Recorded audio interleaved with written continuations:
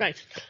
Good evening, councillors, and welcome to this meeting, which we have scheduled in a virtual format due to the current unprecedented circumstances. Please bear with us if we experience technical difficulties. My name is Councillor Mrs Jane Cooper, and I am the Mayor of Wandsworth. The Reverend Dr Ashun will now lead the council in prayer. He should be coming in virtually. I'm looking around.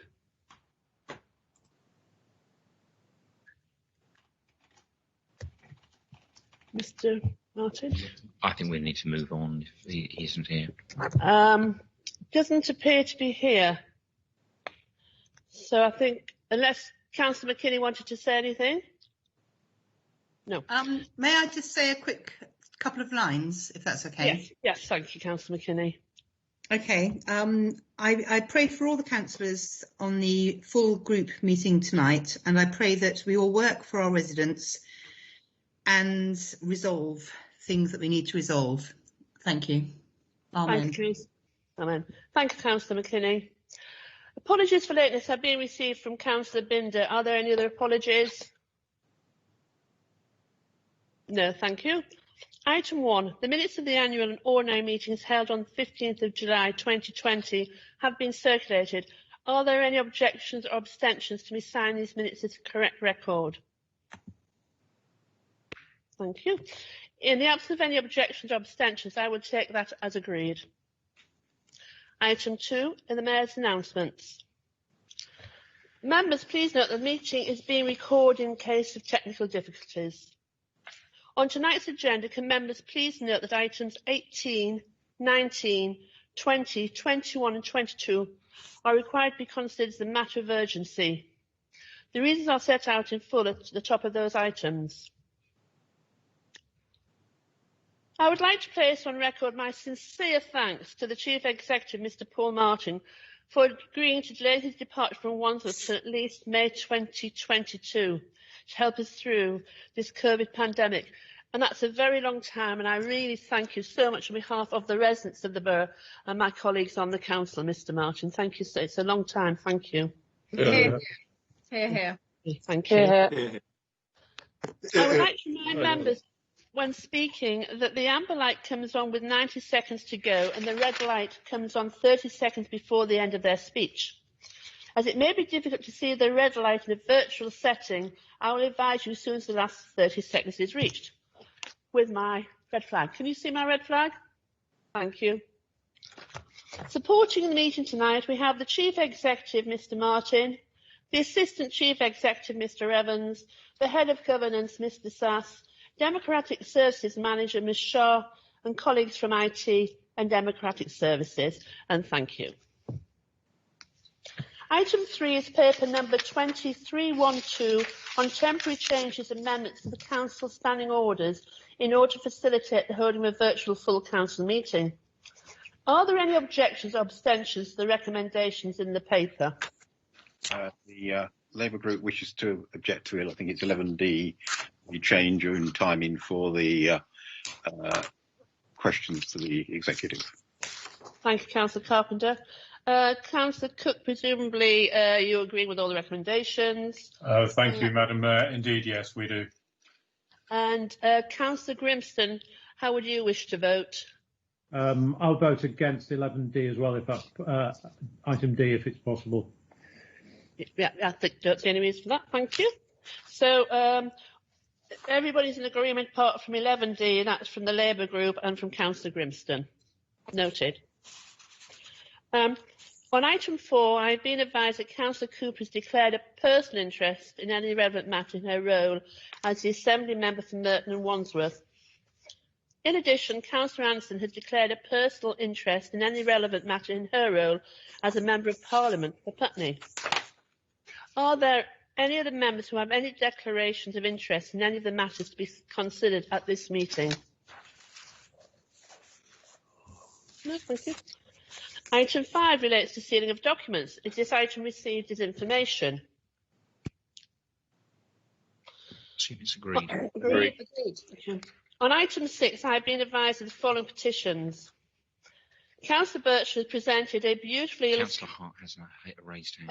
Oh, but Councillor Birchall has presented a beautifully illustrated petition signed by 179 pupils on behalf of Year 6 pupils from Beatrix Potter School, requesting the Council provide a lollipop lady and a school street. 2. Councillor McCausland has presented a petition signed by 35 residents from Ebner Street, Old York Road, Lovett's Place and Alma Road, requesting the Council to review the existing arrangement between St Faith's Primary School and HighRedPitch.com with regard to the use of the playground as a commercial adult sports field 7 days and or evenings a week. 3. Councillor Mrs Graham has presented 2 petitions.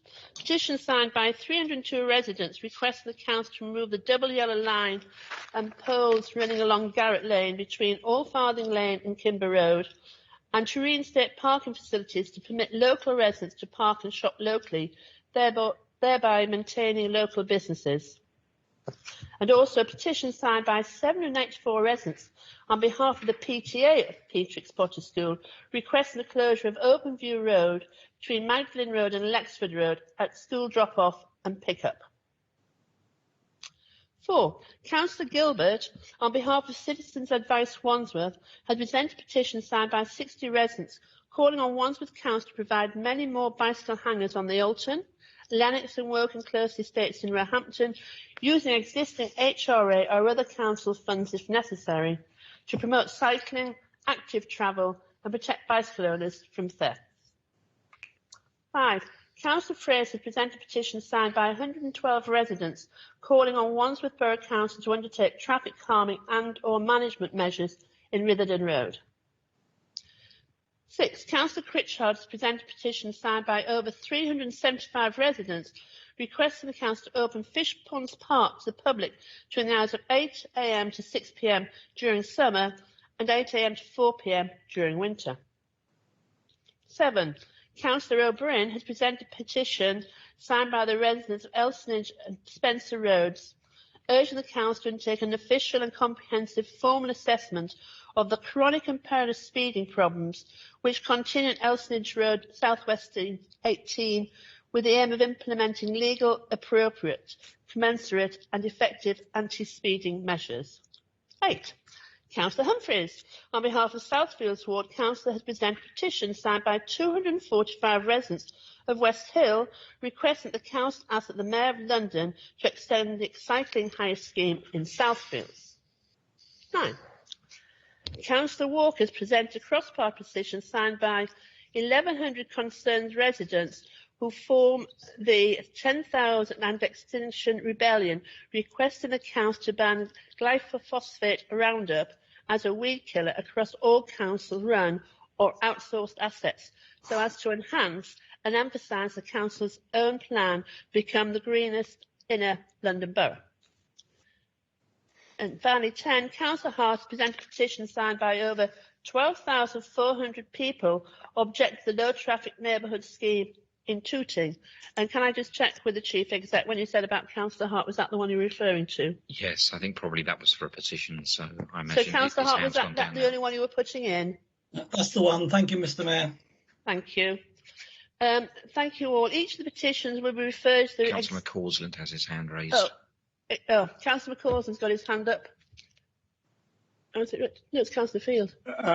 Madam Mayor, yes. It is Councillor McCausland here. Oh.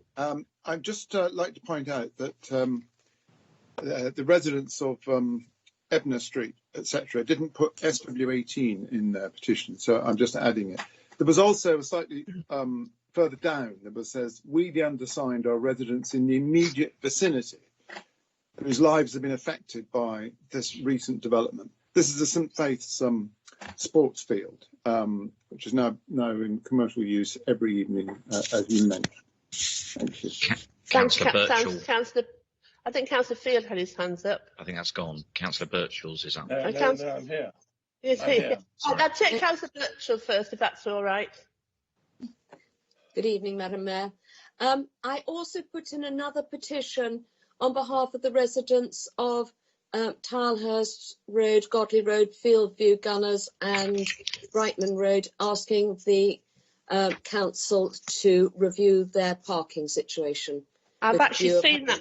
I've seen that, Councillor Birchall. I'm sorry it isn't here, but we will note that. So I did Thank see you it very much. the other day. Sorry. Thank you. Councillor Field? Thank you, Madam Mayor. I submitted a on behalf of the residents of Oakmead Road and Ravenstone Street, request that the council reinstate the barrier in Oakmead Road. This latest petition was signed by 158 households to implement reinstatement and reinforce the initial democratic process exercised by the council and residents and not part of the COVID-19 emergency measures. Thank you. Thank you, Councillor Field. That's been noted. Thank you. I'll move on then. So each of the petitions will be referred to the executive or the appropriate committee or subcommittee. Councillor McKinney? Sorry, Reverend Dr. Daniel Eshen is waiting outside the door at Wandsworth Town Hall at the moment. He's waiting for somebody to let him in. We'll go get him. Ah, okay, thank you. We'll get him. Okay, thank you very much. Thank you. Don't know what happened there. So, item 7 is leaders' questions. Members of the public, you may access the questions being asked on the council website for this meeting. So those members of the public who are tuning in, that's where you would find the questions. Thank you. Councillor Cooper. Question number 1 on managing the pandemic to the leader. Thank you, Mr. Mayor, Madam Mayor. Well, I think the answer that is printed on the agenda speaks for itself.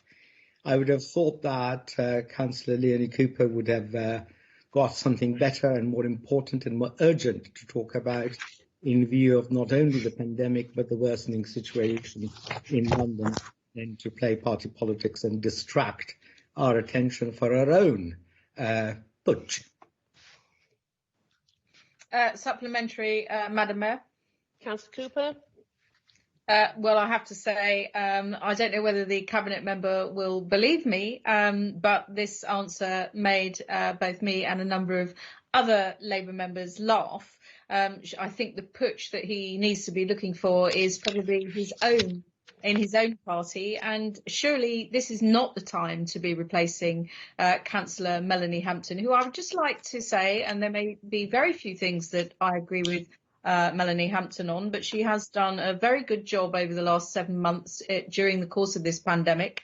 And it's literally impossible, unless Councillor Sallier is about 150 years old, that she has any experience of managing services during a pandemic. And it is absolutely impossible for the leader to claim that she has. I asked a question right at the beginning.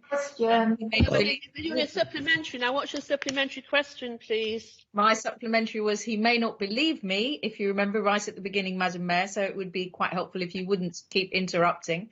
I think, Madam Mayor, I think you spoke. I think we'll ask the leader now can answer that question. No, I don't think he can. well, Madam Mayor, I'd just like to have the chance well, to finish I'm not the sure, question, Madam Mayor, which you is are whether or not Councillor Sallier has any relevant experience, which I don't believe she does, unlike Councillor Hampton, who does have relevant experience.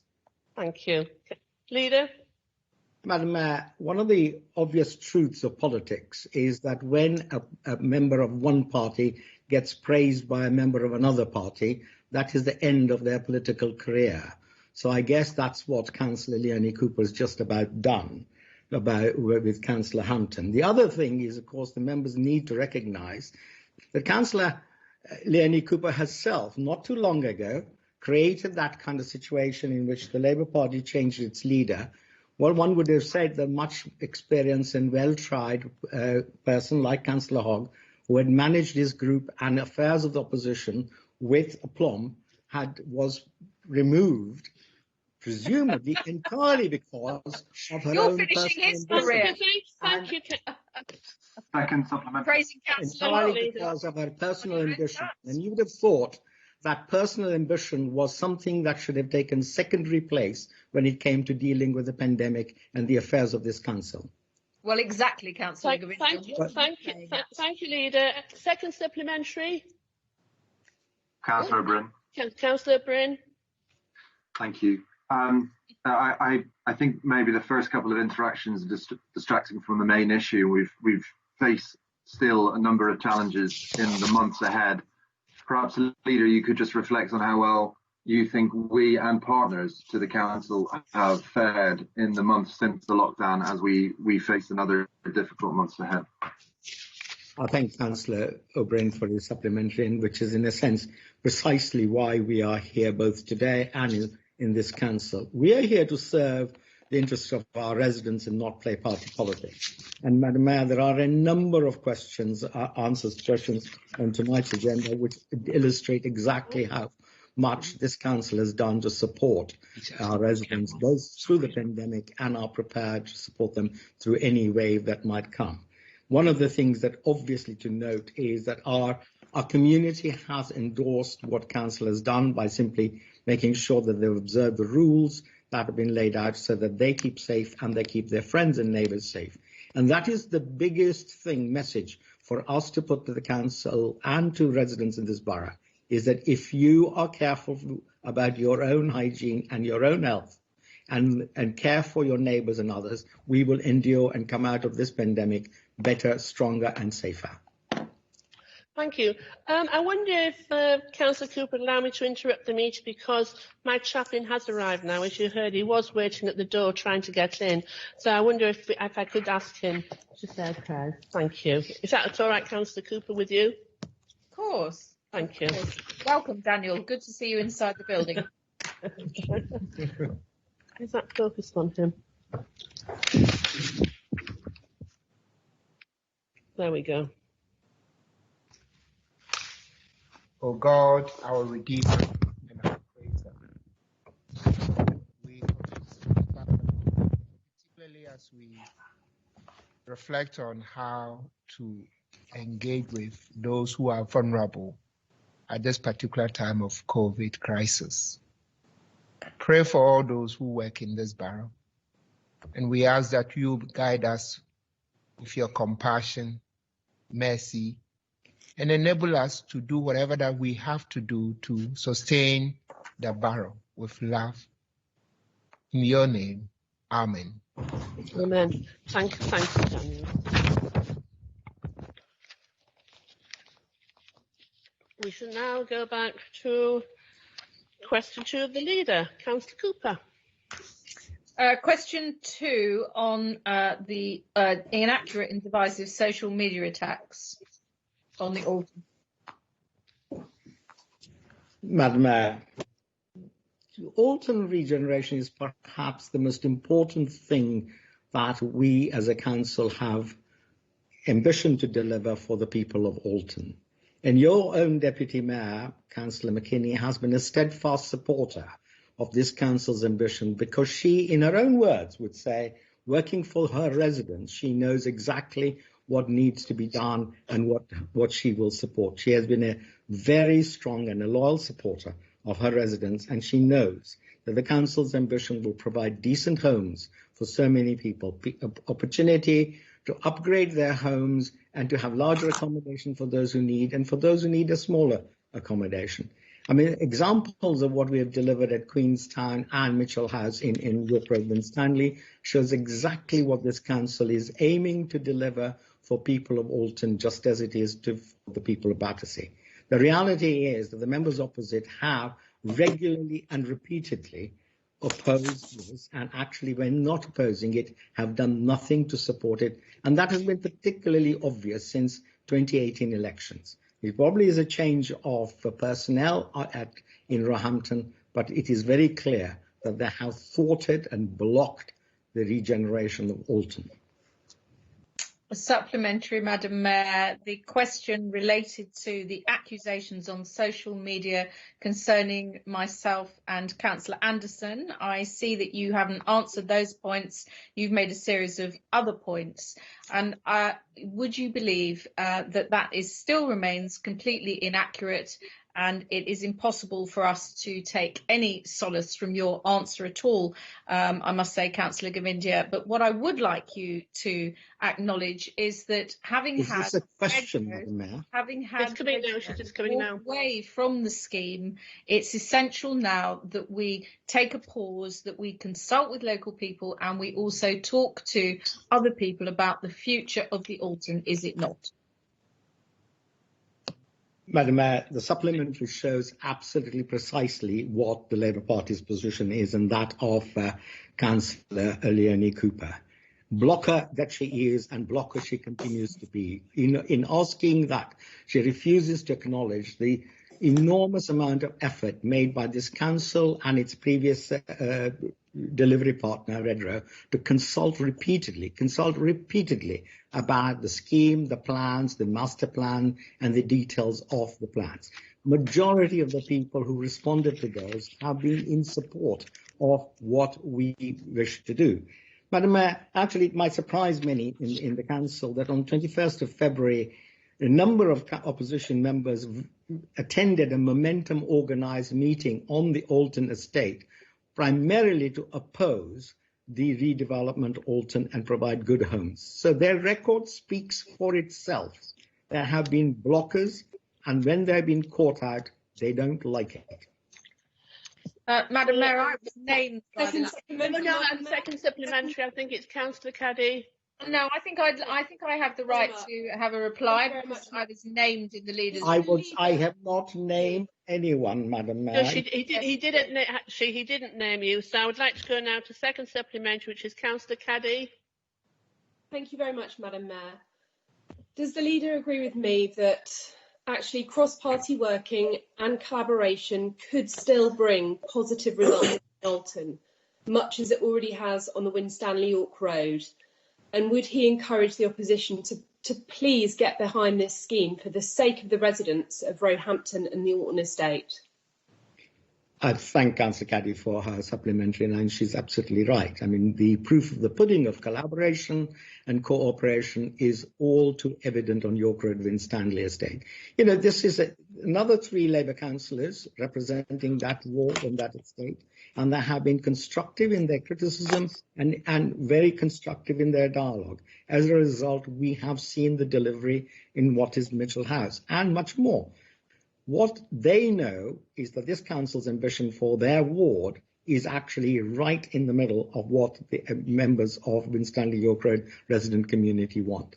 We want the same for Alton, and the members opposite need to find out. Now, I understand that Councillor Anderson has requested a meeting, which I have acceded to, and I look forward to hearing her constructive contribution to it.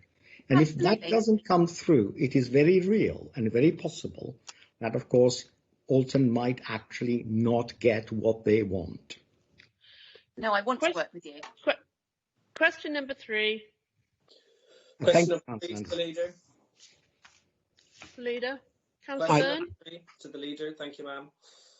I thank Councillor Byrne for his question, which is a very welcome opportunity to record our appreciation and our thanks to everyone from this council's workforce and beyond who have made our response to the pandemic exemplary. We have actually delivered an enormous amount of support and support for our resident, and the answer, which is long and detailed, sets it out.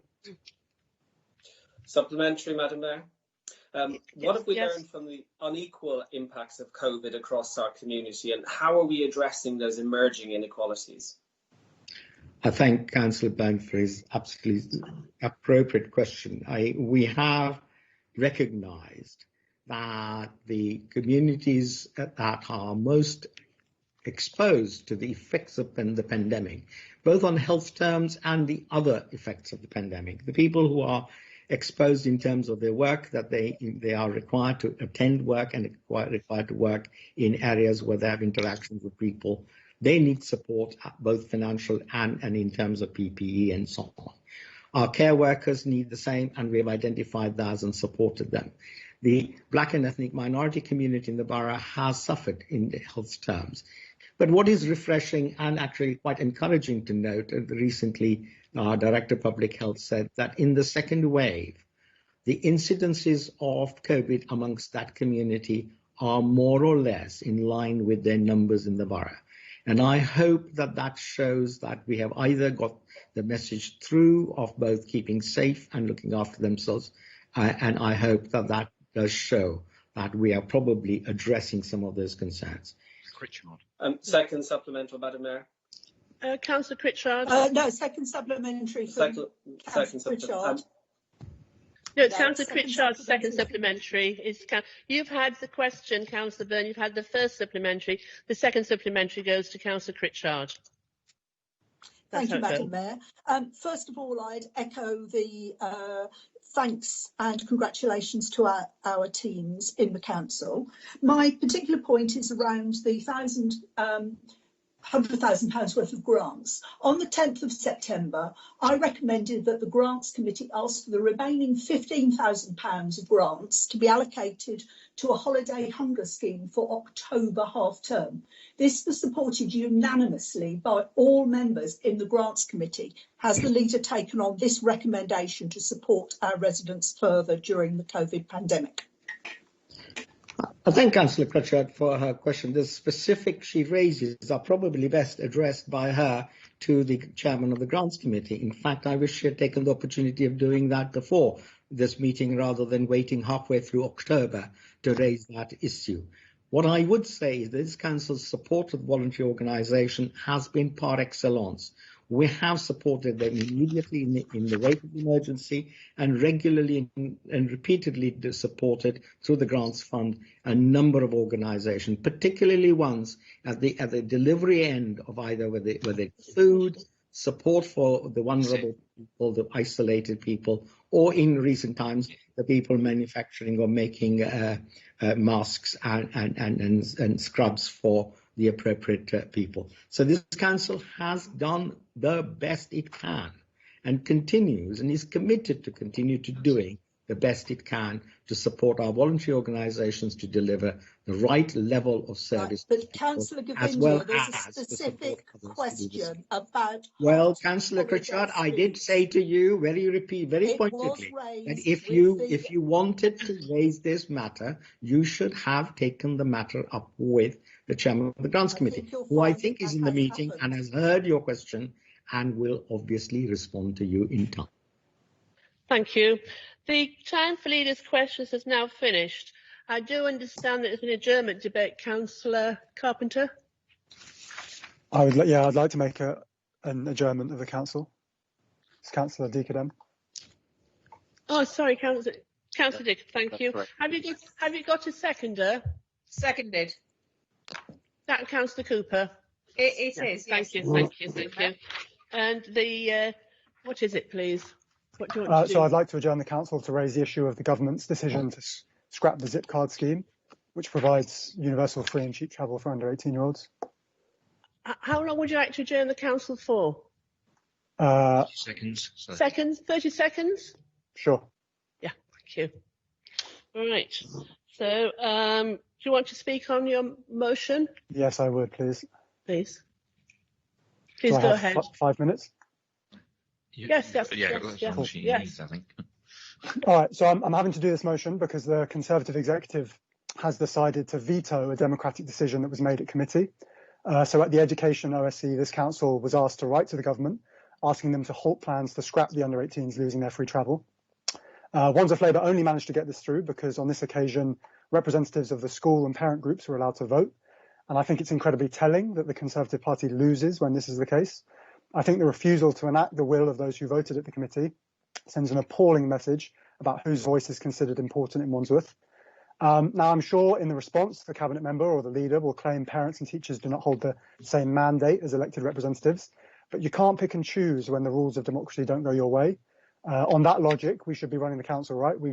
Given the majority of Wandsworth residents voted Labour at the last local election. So why did we raise this issue? Because the Conservative government is bullying TfL into scrapping free and cheap travel for under 18s. While those who have an education, health and care plan or live 2 miles away from their school will be exempt, millions of our young residents and their families are about to be affected, particularly poorer residents. Currently, there are 2 million under 18-year-old Londoners who live in poverty. This policy will make life much harder for them and their carers. It will also have a disproportionate effect on BAME Londoners, which make up nearly 60% of the under 18 population in London. Not only will these changes isolate poorer young people and lock them off from opportunities, but have a drastic implications for their families. So parents will have to make school choices based on the affordability of travel rather than the children's needs.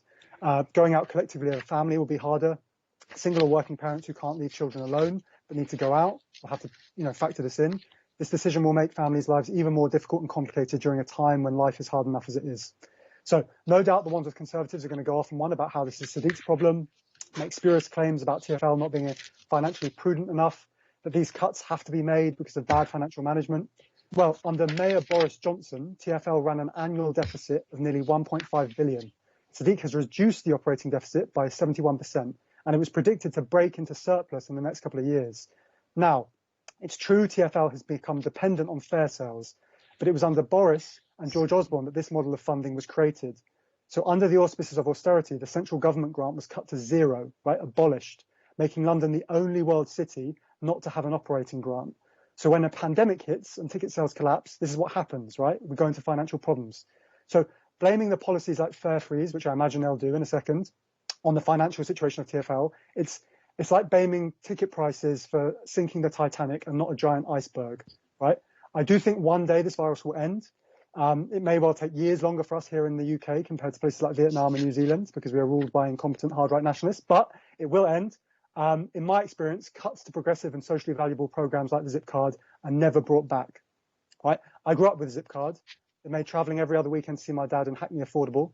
It meant when it was pouring with rain and dark out, I could get the bus home. I also remember the last time the Tories used the global crisis to smash public infrastructure and social security like this, right? I lived through that. It's how we lost Transport Grant in the first place. I saw firsthand, you know, when we scrapped educational maintenance allowance, university grants, child tax credit for big families. I don't want that to happen again. Our Labour Mayor is against the changes and has already fought successfully to delay the implementation. Tonight we ask the question, are Wandsworth Tories against these changes too? Do they want to take free travel away? Right, so claiming as the executive did that we need more information is nonsense. We don't want to wait until it's too late. This council didn't wait until Heathrow expansion was finalised. It fought against it. You are either for the Zip card or you are for taking it away. We need Wandsworth to stand up for its young residents, write to the government and join councils across London who are fighting against this plan. I hope you vote in support of our adjournment. Thank you, Mr. Dixon. I will now I have my hand up, but when we have the debate, Councillor Byrne, you've got your hand up. But when we have an adjournment debate, it's just up to the cabinet member to respond. Thank you. So I'm going to call on Councillor Sweet to respond, please.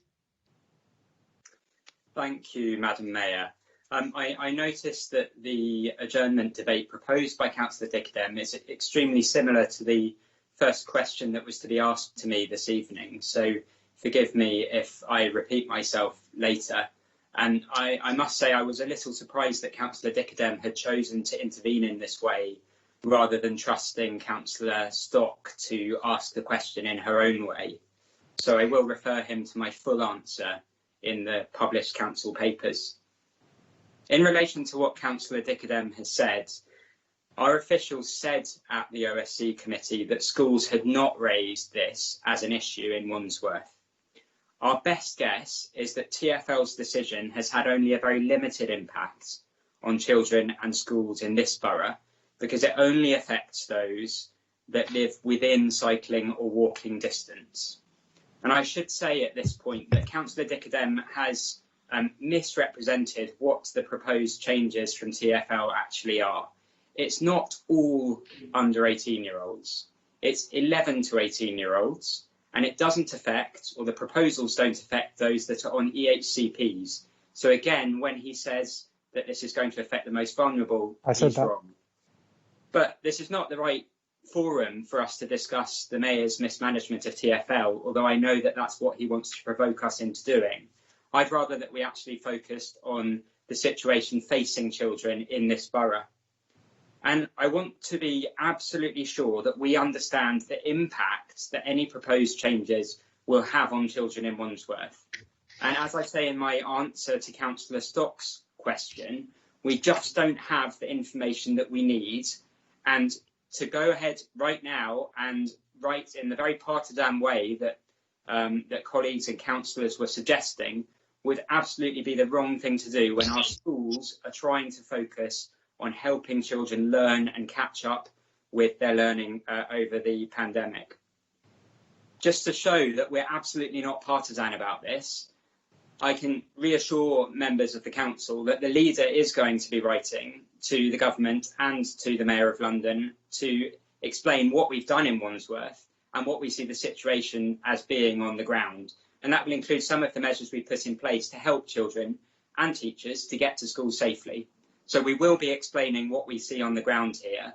But as anyone that reads the motion that was proposed by Labour, they will see that it was just nakedly partisan. It wasn't about the best interests of our young people. It was about scoring cheap political points. We offered to amend it. I think it's particularly disappointing that Labour tried to push this through, blaming the government for something that's actually a TfL decision, playing politics when we should be working together. And generally speaking, we have worked together on children's services.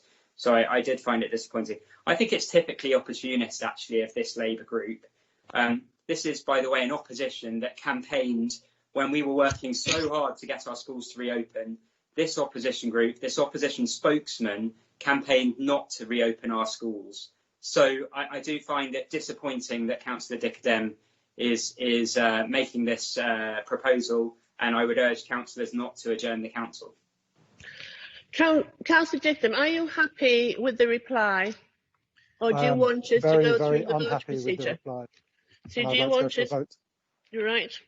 The motion now before the council is that the council do now adjourn for 30 seconds to draw attention to the future of under 18s free transport in the borough. Would like to call a division on this. Yes, please. No, wait, we don't have to. So we're now going to take, councillors, a vote on the adjournment debate as initiated by Councillor Dickadem, seconded by Councillor Cooper. So I'm going to call your names. If you're in favour of the adjournment of the council for 30 seconds, as requested by Councillor Dickadem in his motion, please say for. If you're against, please say against. It would be greatly appreciated if you could be as swift as possible in unmuting, because this is going to take a little time, I think. So if you could be ready for when I call your name to unmute. Thank you. Councillor Akinola.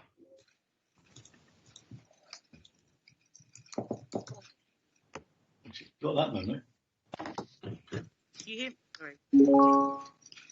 I think I did hear you, Councillor Akinola. Councillor Akinola, are you for or against? I'm for. Do you hear me? Thank you. Just about. Yes, it's very faint, but I could hear for. Councillor Ambash. I'm for. Councillor Anderson. For. Standing up for young people. Councillor Belton. For. Councillor Binder. Against. Councillor Birchall. Against. Councillor Byrne. Against. Councillor Caddy. Against. Councillor Calland. Against. Councillor Carpenter. For. Councillor Cook. Against. Councillor Mrs. Leonie Cooper. For, as is Sean Bailey, who supported this in the London Assembly. Councillor Ms. Critchard. For. Councillor Crivelli. Against. Councillor Daly. For. Councillor Dawson. Against. Councillor Denfield. For. Councillor Dickadem. For. Councillor Ellis. Against. Councillor Field. Against. Councillor Fluke. Against. Councillor Forbes. For. Councillor Fraser. For. Councillor Gasser. For. Councillor Gibbons. Councillor Gilbert. For. Our schools are concerned. Councillor Govindia. Against. Councillor Mrs. Graham. Against. Angela Graham. Against. Councillor Peter Graham. Against. Councillor Grimston. For. Councillor Mrs. Hampton. Against. Councillor Hart. Against. Councillor Henderson. For. Councillor Hogg. For. Councillor Humphreys. Against. Councillor Ireland. Councillor Lua. Against. Councillor Locker. Against. Councillor Loveland. For. Councillor McCausland. Against. Councillor Mrs McDermott. Against. Councillor McKinney. For. Councillor MacLeod. For. Councillor Morgan. Against. Councillor Mowat. Against. Councillor O'Brien. Against. Councillor Richards-Jones. Against. Councillor Rigby. I'm for. Councillor Ryder. Against. Councillor Salyer. Against. Councillor Senior. Against. Councillor Stock. For, and I would like to raise a point of personal information, please, Mayor, as I was named in Councillor Sweet's response. At the committee, we proposed to amend the motion to the opposition, to the Tories. Councillor Mrs Sutton. Mute. Why has someone muted her? We proposed to amend the parts of the proposed motion in order to deal with the points that were raised by Councillor Sweet and concerns about our motion being partisan, but those were not back and weren't accepted. So we don't accept any point that this was purely a partisan motion. Thanks, Councillor Mrs Sutters. Against. Councillor Sweet. Against. Councillor Ms Torrington. Against. Councillor Walker. 4 kids with separated parents. Councillor Walsh. Against. Councillor White. 4, of course. Councillor Wintle. For. Thank you, councillors. The motion is lost. The whips have agreed that item 20, the motion on COVID and health, will be taken next. Can I ask Councillor Cooper to move and Councillor Henderson to second the motion in their names? I'd like to move that formally, Madam Mayor. Thank you. Councillor Henderson? Thank you, Madam Mayor. Can I start by thanking that many people? No, it's not. We've got an amendment to the motion. You formally seconded. You are seconding it. That's what I just want to make sure. Yes. Yeah. Because an amendment to the motion has also been circulated. Can I ask Councillors Sally and Richards-Jones to move and second their amendment? I formally move the amendment, Mrs. Mayor. And I second the amendment. They speak on it now, don't they? Yep. And you're going to speak on it? Your amendment? Yes, we will in due course, Mr. Wade. Are you going to speak on it now? No, we'll speak first. That's what normally do, isn't it? Yeah. Yeah. We normally expect you to speak on it now, the amendment. You don't want to speak on it now? No. It's fine then. Madam Mayor? We're going to move it first. Yeah. You're not going to speak on the amendment? No, we're going to move. We're going to move straight to Councillor Henderson. Right, Councillor Henderson, sorry. Sorry. Thank you, Madam Mayor. Can I start by thanking the many people at the forefront of the fight against COVID for their tremendous dedication and hard work. The party opposite will no doubt talk of unprecedented and unforeseen circumstances, but the rest of the pandemic had been known for some time. During the time I regularly attended the Government's Emergency Civil Contingencies Committee, known as COBRA, we developed a national risk register, which assessed the pandemic as the #1 risk to the United Kingdom. We also developed a comprehensive pandemic plan. Setting politics aside, I recognise very little in the current government's response, particularly at the early stages of the outbreak, which conformed to that plan. The principles behind controlling a pandemic have not changed in that time. The UK has amongst the highest death rates in the world amongst developed countries, even using the government's preferred statistics of 43,000 people who die within 28 days of the test. Almost 58,000 deaths have been registered with COVID on death certificates. Why is this? It's not just the prevarication and procrastination of the government in taking action was highlighted by the Sunday Times in its headline, 38 Days When Britain Sleepwalked into Disaster. Nor is it the initial shortage of PPE for frontline workers. The panicked commissioning of PPE from investment companies and others who had no expertise, resulting in much of it being unfit for purpose. The abandonment of testing on a wide scale in March as the pandemic let rip. Ideological disdain for the public sector that put contract tracing into the hands of the private sector, resulting in a test and trace shambles costing £10 billion. There's nothing to do with the NHS. The loss of 16,000 positive test results is a testament to the well-beating system that the Prime Minister promised. In the last week, only 24% of personal test results were received within 24 hours. Tracing rates have consistently fallen below the 80% level needed to effectively control the virus. In Wandsworth, they are 70%. Testing capacity was diverted away from London, causing testing to fall by 43% from August, resulting in London being placed back onto the orange list. It's not just the failure to protect residents in care homes responsible for 50% of all deaths, or the belated implementation of a testing regime for staff and residents.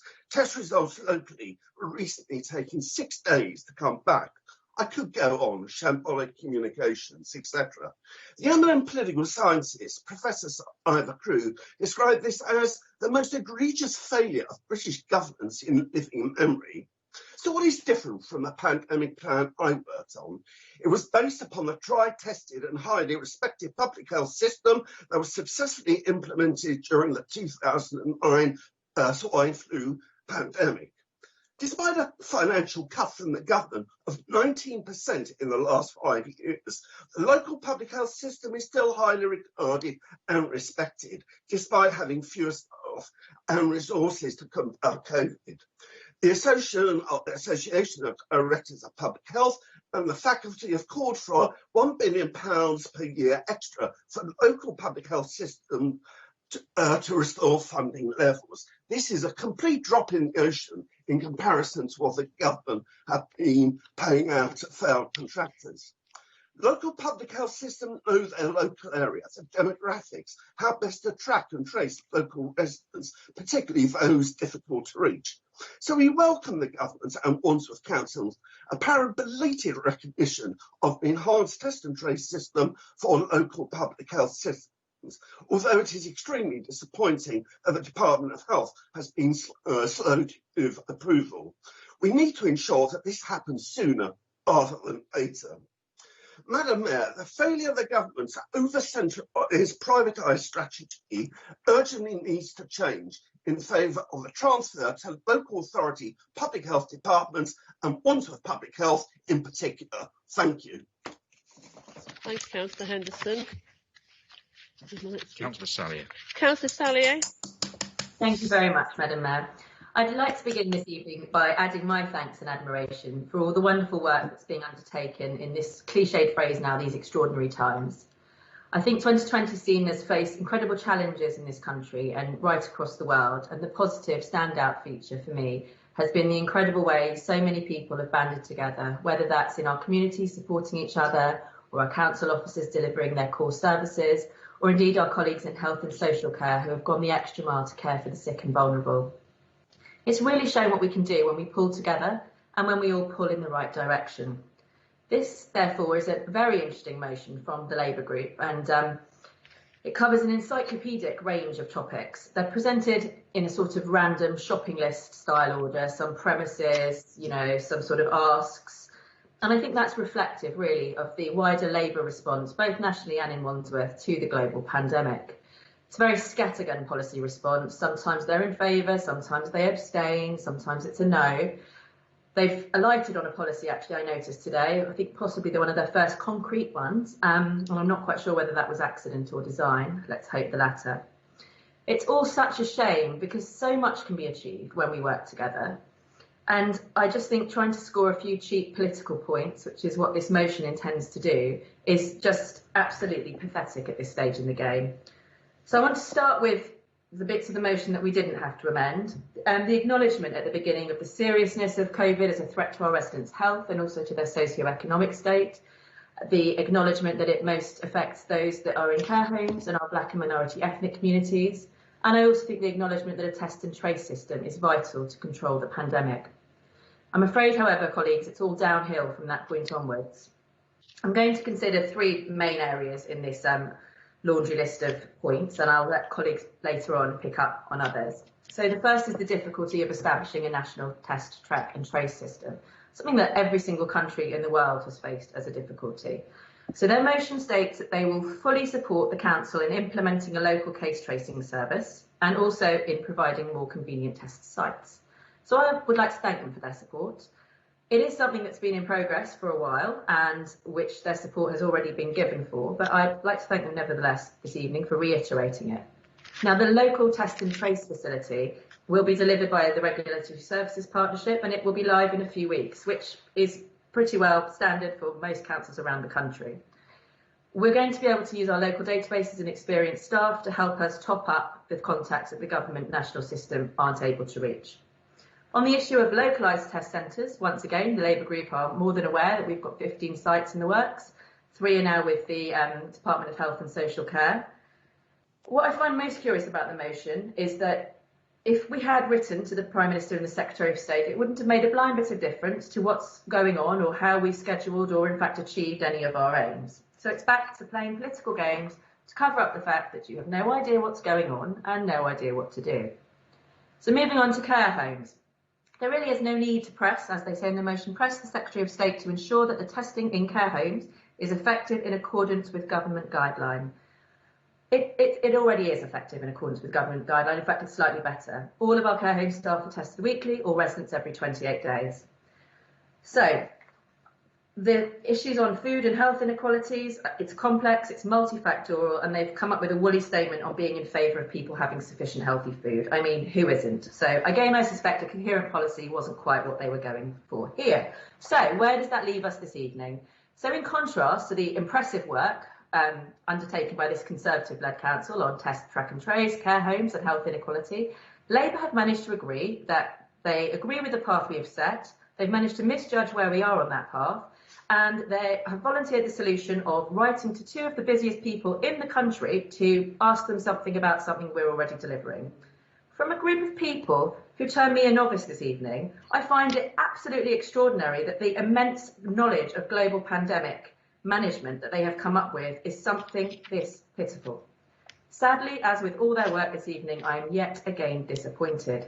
So as someone who has both read and understood the papers, I urge colleagues tonight, let's not waste this council's time chasing down things that we are already doing. Let's get on with the serious job in hand, and I therefore urge colleagues please to vote for the motion as amended. Thank you. Thank you. Councillor Stock.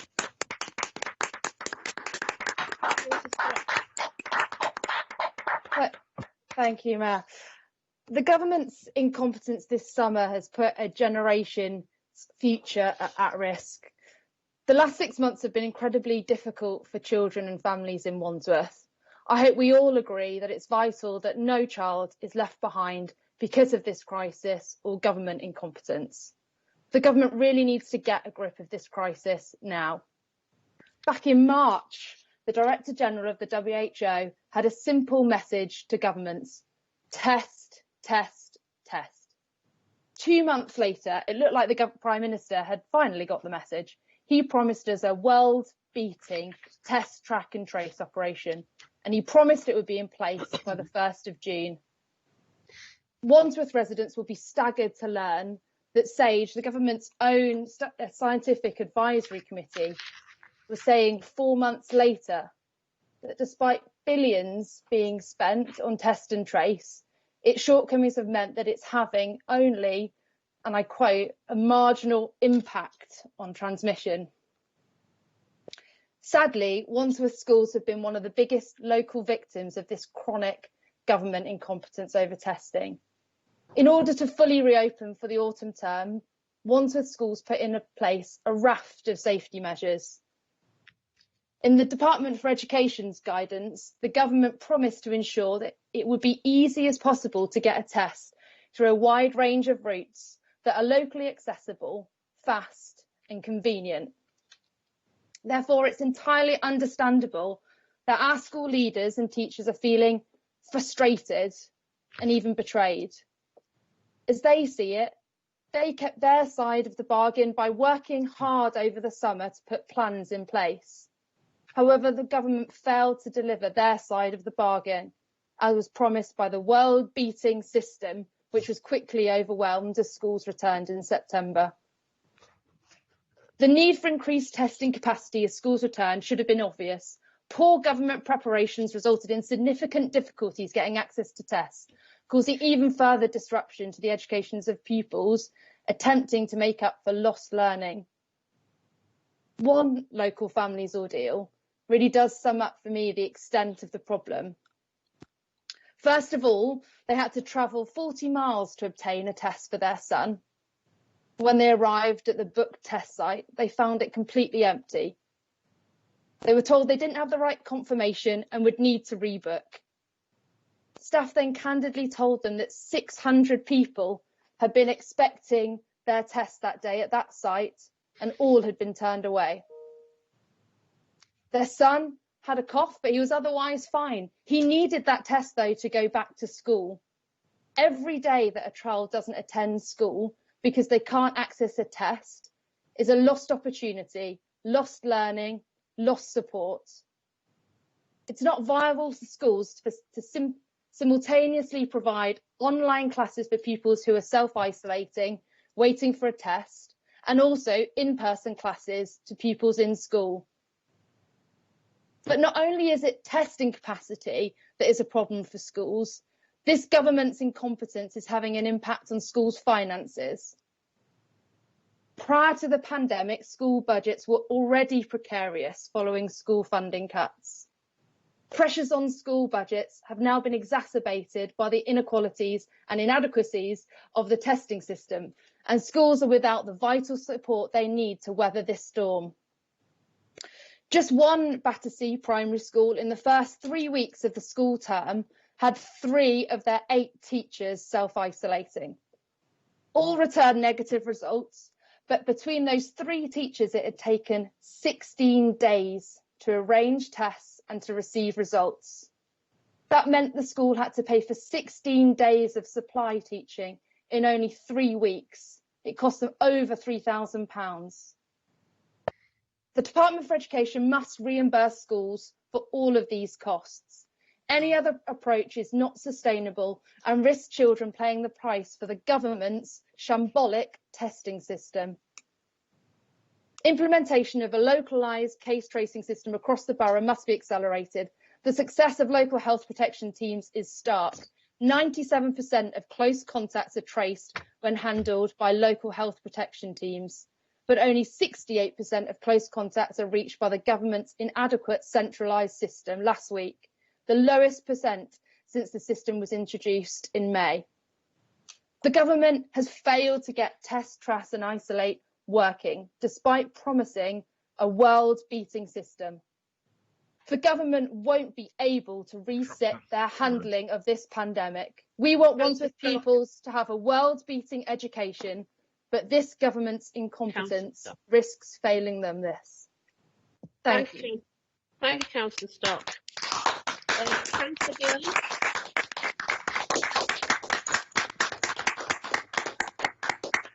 Byrne. Councillor Byrne. Thank you, Madam Mayor.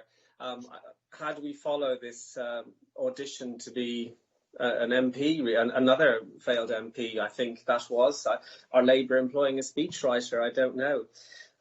But you may remember when I last spoke at Council, it was to challenge Labour's opposition to the new hospital at Epsom and St Helier. And I wonder, have Labour heard what the medical director of that hospital trust has said? He has said that actually the current crisis has reinforced the need to build new hospitals and to invest in them, because if they had the current site as the new site as proposed, they would have far more intensive care beds and far more single rooms for infection control. Now, We know that some people, when they put in an occasional day's work at our local hospital, St George's, they get the maximum publicity for it. But I think that we as a group should be thanking the many of the 4,000 staff at St George's who, over the course of the summer, have been just doing a simply excellent job in coping with this crisis. And not only that, Madam Mayor, we should really be praising our local GPs in the borough who have really adapted to the new ways of working, such as rapid access remote consultations that we can carry forward into the years ahead. And we should also congratulate our officers here for what can only be described as an exemplary response to the local management of this pandemic. And a few examples of that are that we managed to contact over 7,000 shielded residents directly. We also anticipated this now emerging second wave, and we made clear and detailed protocols and plans for it, including a local breakout plan. Departments such as housing, education and even planning started working together with adult health from the very outset, so that the range of support for the vulnerable of people of this borough was a phenomenal concerted effort from the beginning. And to continue this point a little bit further, we know that only about 40% of ill health, Madam Mayor, is actually medical in the strict sense, and that the rest of it is determined by social factors. But while we may have lost opportunities for the management of chronic conditions such as obesity and diabetes during the direct lockdown itself, the speed and depth of this borough's response to the coronavirus means that we now have a better data set of who suffers from these illnesses, as well as their degree of compliance with the treatments. So we have even more pieces of the local healthcare jigsaw that will help us allocate funding more directly and better targeted for the future. Now, this better understanding will also help us to understand the inequalities that occur across Black, Asian and ethnic minority groups. We knew that these disadvantages existed before, but we will now be able to target our interventions and messages much more directly. And this is another silver lining to this cloud. Now, apart from physical health, Madam Mayor, one of the first local responses to the emerging mental health needs of the borough during this crisis was the opening of an entirely new ward at Springfield Hospital.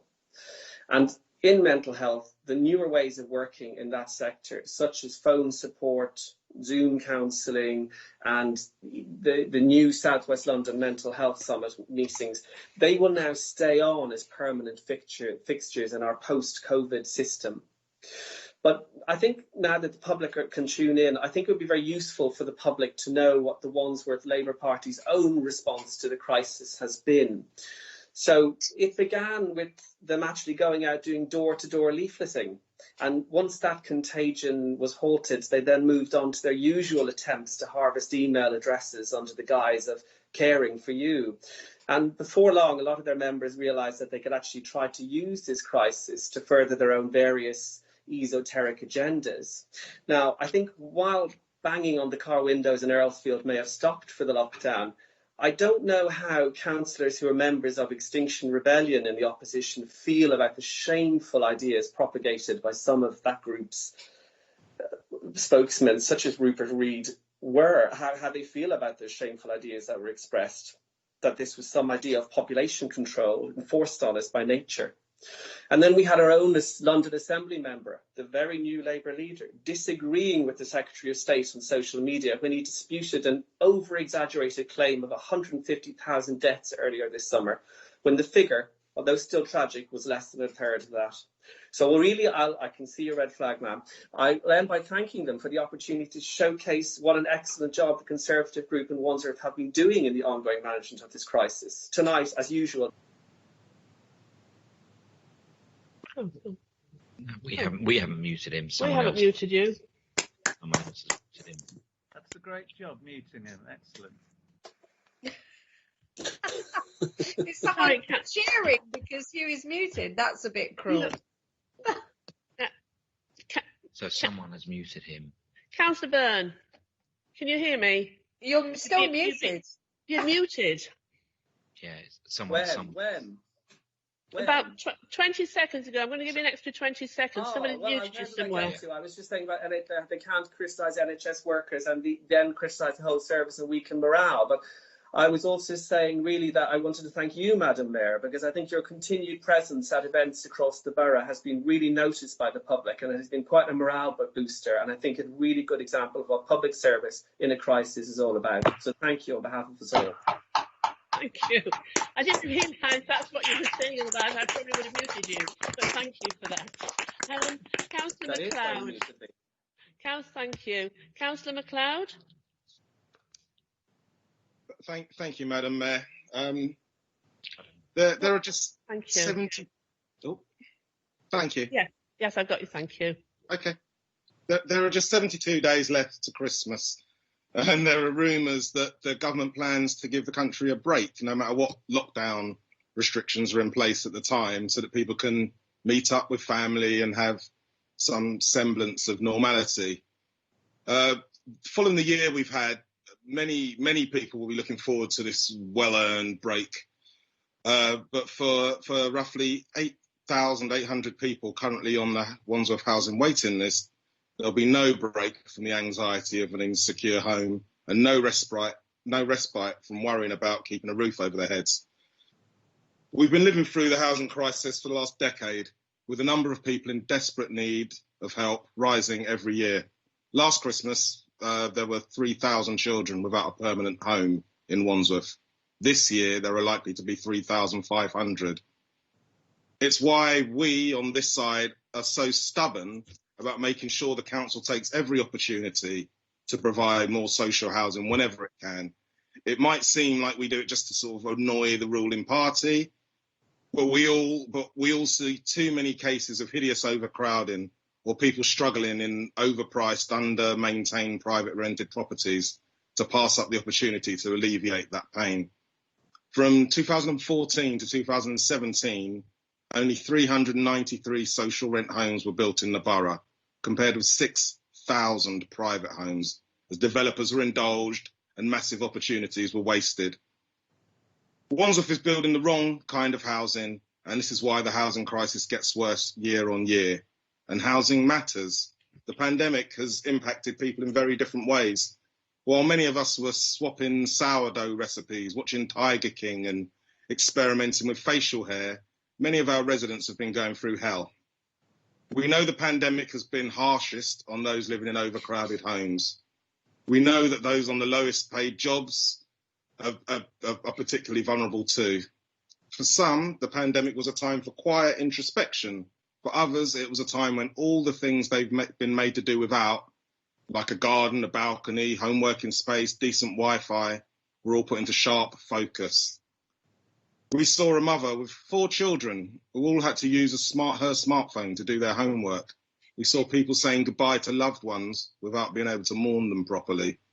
We saw a terrifying rise in domestic violence and neighbourhood disputes as pressures built up. As a council, we need to provide more resources to help meet these challenges. The virus is unprecedented, but we can see the problems coming down the tracks and we need to be ready. As bad as the housing crisis has been, it's about to get very much worse. Just this week, the number of people claiming work-related benefits hits 2.7 million, an increase of 1.5 million since the crisis began in March. Of course, the people who are already struggling, those in the most precarious and low-paid jobs, are the ones most at risk of losing their jobs as we launch into this second wave of this awful pandemic. Homelessness charity Shelter reported that 227,000 renters in England have fallen into arrears since the start of the crisis, and 170,000 tenants have already been threatened with eviction, despite there being a ban in place. All of this was before the end of furlough and before the lifting of the eviction ban. Private renters are now at the mercy of landlords who still have the weapon of the Section 24 no-fault eviction to end a tenancy. We know what's coming. The council officers have performed miracles during this pandemic, working alongside community heroes and volunteer residents. Those in the most need were taken care of. Communities set up mutual aid groups to make sure neighbours were looked after, and many of us were members. The pandemic showed how we can be at our best. As we enter this second wave, our most vulnerable residents need us to be at our best again. Thank you, Councillor MacLeod. Councillor Richard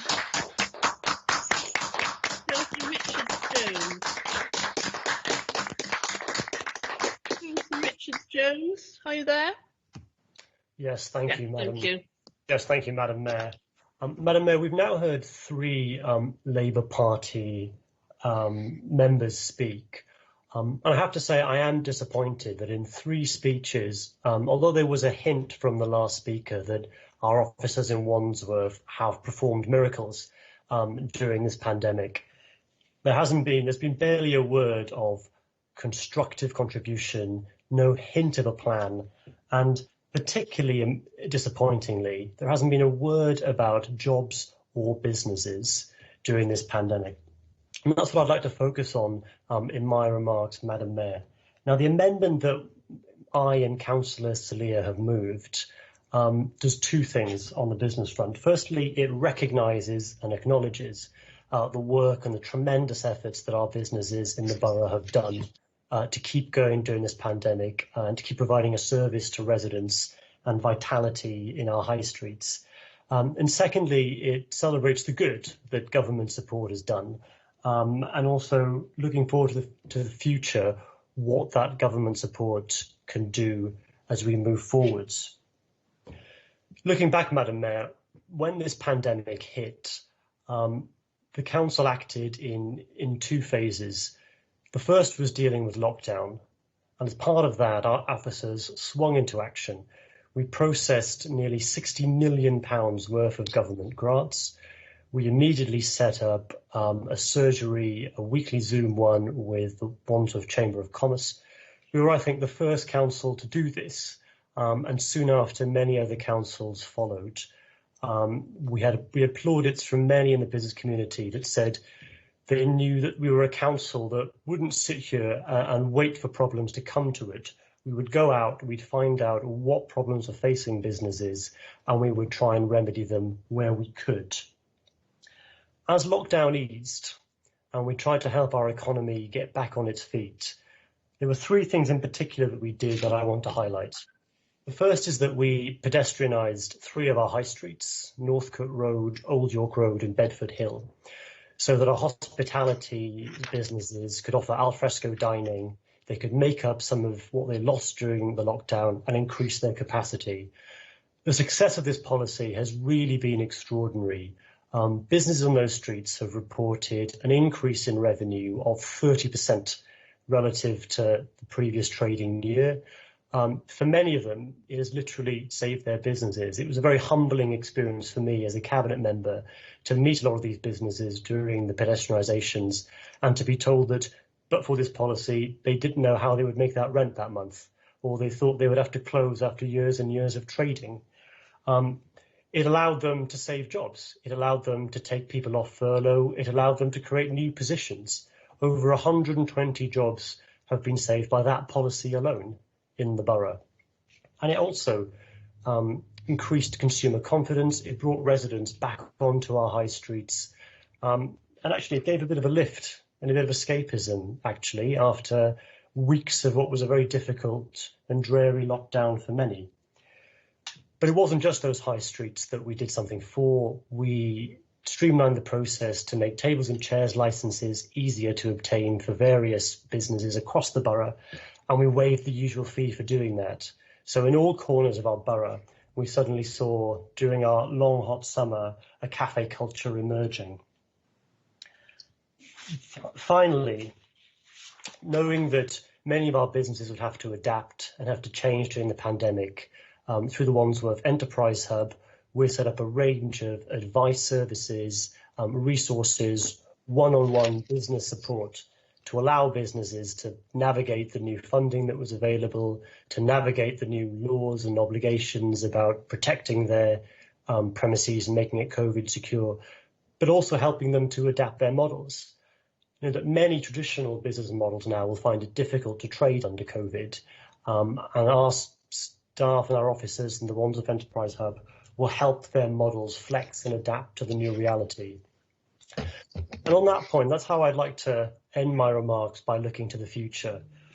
None of us quite know how this pandemic will play out, but what we know we can't do as a borough is that we can't adopt policies that simply freeze our economy cryogenically, hoping we can just reactivate it in the same state it was before the pandemic. We need to create the conditions that help our businesses adopt, adapt, flex and thrive. And we'll take radical action to do that. Time's up, surely now. No, it Thank wasn't. you, It was Madam 30 seconds. Councillor Cooper, she had 30 seconds. We've got another 10 left. Thank you. I've got 3 people here counting the clock.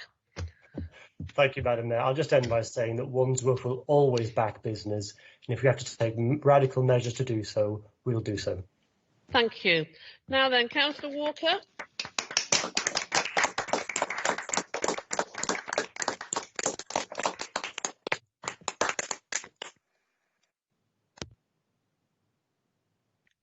Can't hear Councillor Walker. I can't hear you.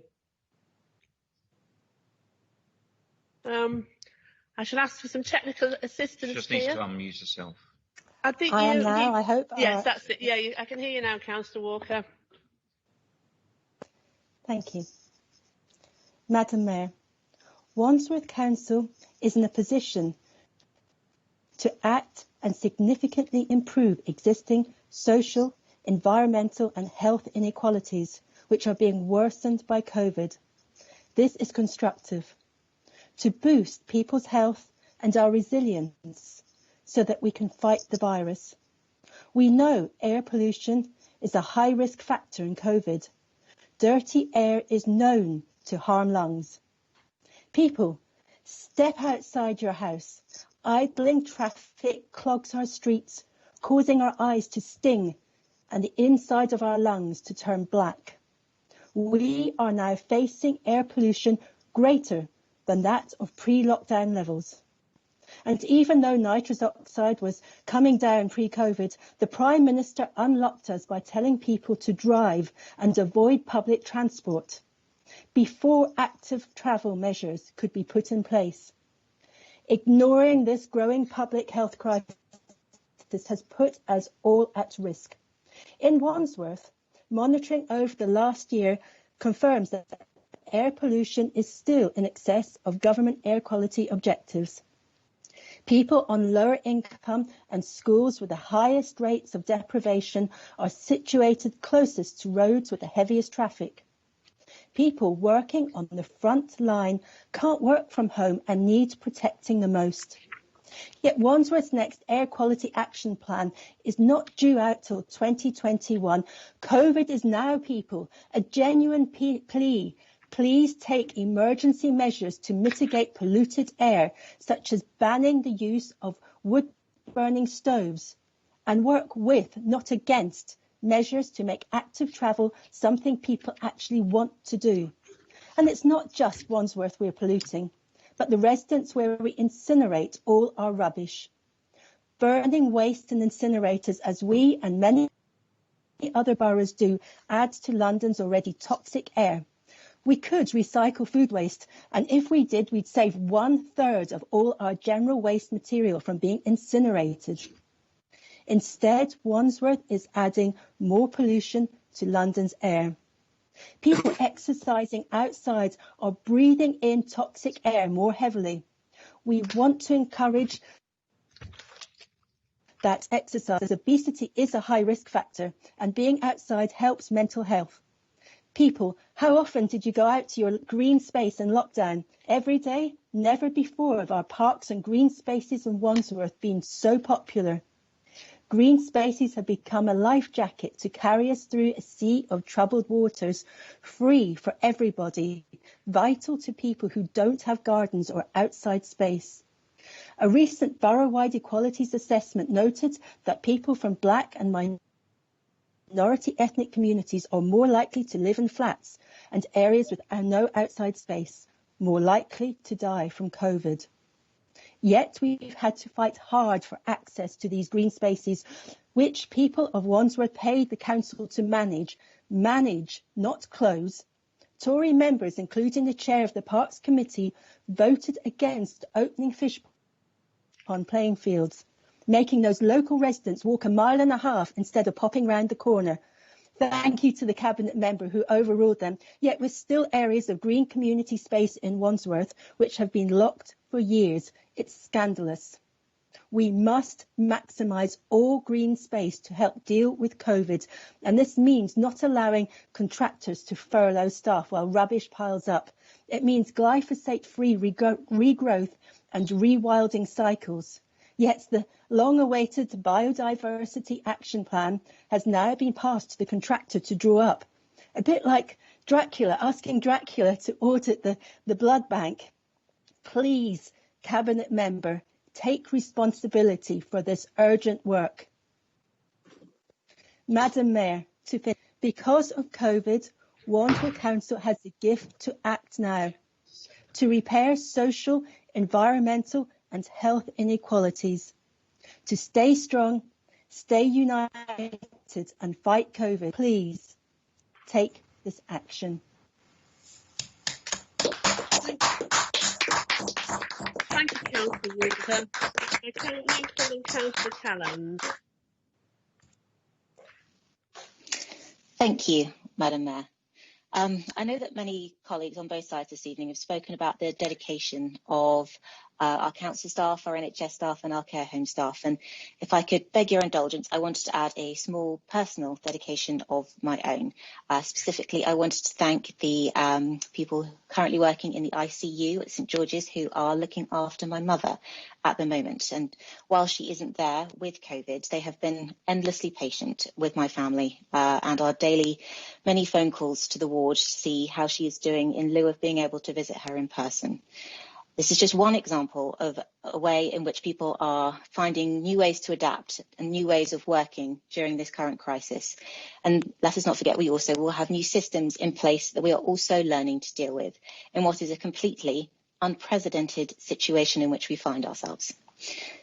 I think it pertinent to start with a reminder of something Councillor Sallier said earlier. This is a complex and ever-changing environment, and one in which we won't always have at our fingertips the information or the resources that would have been ideal for any government or any local authority to make and take decisions with the speed that they have needed to have been made. However, this is the nature of leadership in a global pandemic, and it is one that I know that a Conservative government and us as a Conservative-run local authority have stepped up to. It is also about balance and about the competing needs of personal, mental and economic health. It is very easy to look back and say, you could have done this differently, you should have done that differently. But it is harder to be the ones in power taking those decisions and knowing that there may never be a moment where you look back and think that was the correct course. The motion put down today by the Labour group, unfortunately, takes the easy road of looking back in criticism and implies that our new track and trace system doesn't live up to expectations. But I want to challenge this and for us to think about what those expectations should actually be. We have built the largest diagnostic network in British history in the last few months. We have one of the best testing rates in the entire world, outpacing Germany, Spain and Italy. We had the capacity for over 310,000 tests on the 9th of October, and the expectation is that we'll get up to 500,000 tests every day by the end of October. So to put this in context, at the beginning of this crisis, we had only the ability to process around 1,500 tests per day. This is because our national lab infrastructure had been set up to ensure quality assurance and also to look, quite frankly, at quite specific microbiology testing and not for the mass testing that's now needed. To go from 1.5 to 500,000 tests a day in a few short months is extraordinary, and I don't think we should forget that. For people to be able to now order a home test kit is an extraordinary achievement. As other colleagues have said, there are a lot of points made within the Labour motion, and I want to pick up one in particular.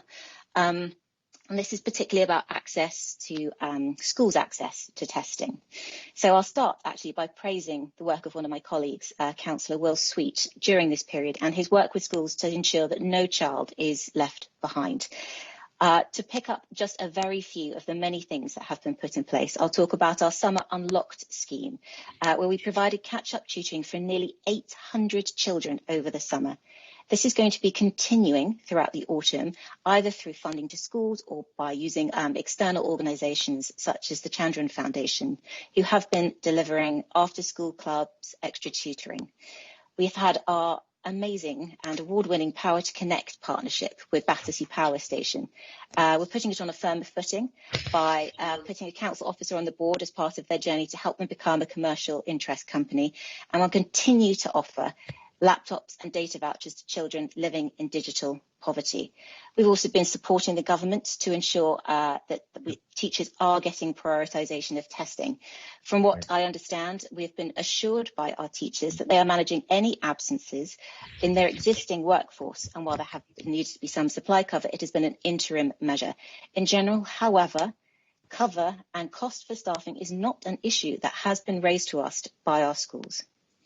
So to come back to the substantive theme of this motion, that while we may have seen some issues with the system, and I won't counteract that claim, it is imperative that rather than nitpick, we seem to come together and encourage as many people as possible to engage with the system as it is. We'll be living with this for a while longer, and while it will produce more unexpected outcomes, it is wrong that we publicly discredit and misrepresent a system that we should be encouraging our residents to participate in and use for the benefit of all.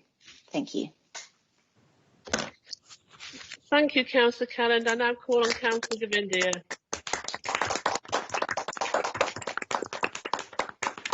Thank you, Madam. I'll just pick up from where Councillor Calland left, talking about coming together to address the pandemic. Madam, I regret very much that what is a laundry list type of motion seeks not to come together to address the issues of the pandemic. Many of the opposition speakers have spoken as though they are an expert in dealing with the pandemic, as though they have the solutions and the answers to the pandemic crisis. The reality is far from that. We don't know where we are, in what sort of measures we need to take to address it, and what is about to come to pass in London may be something that we don't know how it will affect this borough. But what I would say that over the last 7 months, what we have seen is some of the best things in local government. Local government, not only here but elsewhere in London and in the country, has actually risen to the challenge and delivered for their residents exactly the kind of service in a responsive way that local government is supposed to do. Madam Mayor, I think this council in itself has responded in an unparalleled way to this pandemic. The staff across the whole council have worked as one team, a single team, to deliver vital services at a standard that our residents have come to expect. You know, some of the things have remained the same in what we've done, but some of the things we have had to be innovative about. Yes, as Councillor MacLeod mentioned, I mean, yes, inequalities have been exposed as a result of this pandemic. I mean, we don't pretend to believe that we live in an absolutely equal society. And yes, the pandemic has exposed inequalities, but we have responded to those inequalities in an imaginative way. We have kept our parks open so that the people who don't have access to open space of their own have access to open space. Quite unlike Hammersmith, which locked its parks and in fact employed marshals to shoo people away from parks. Our street cleaning regime and the bin collection system continued right the way through the pandemic, mindful of the fact that people living in small homes and small flats don't have the ability to store a large amount of refuse. And, even the pandemic wouldn't stop this council from delivering on its pledge that there will always be a weekly bin collection in this borough. Within 2 days of the pandemic, a lockdown being announced, we set up, and our staff worked tirelessly to set up the community hub, which over time dealt with over 10,000 local residents' queries, making sure that those who needed food were linked up with those who were able to distribute food. Those who were looking for their prescriptions were linked up with those who were able to collect and deliver to them. And, of course, also linking up with the community who could keep the lonely from feeling lonely during the lockdown. Of course, the pandemic also exposed an unprecedented challenge in terms of providing the personal protection equipment, something that not everyone had huge stocks of, and yet suddenly we needed lots of it. And our staff procured well over 4.3 million bits of personal protection equipment and distributed not only to our institutions like schools and care homes, but also those in the private sector and also to those working for our contractors so that they could collect and deliver services safely and at the same time remain safe themselves.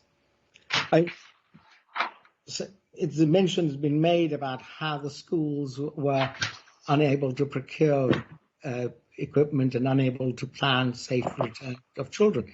Well, the truth is that all our schools are open. Many of them were open during the lockdown, providing exceptional services to the children, vulnerable children and children of key workers.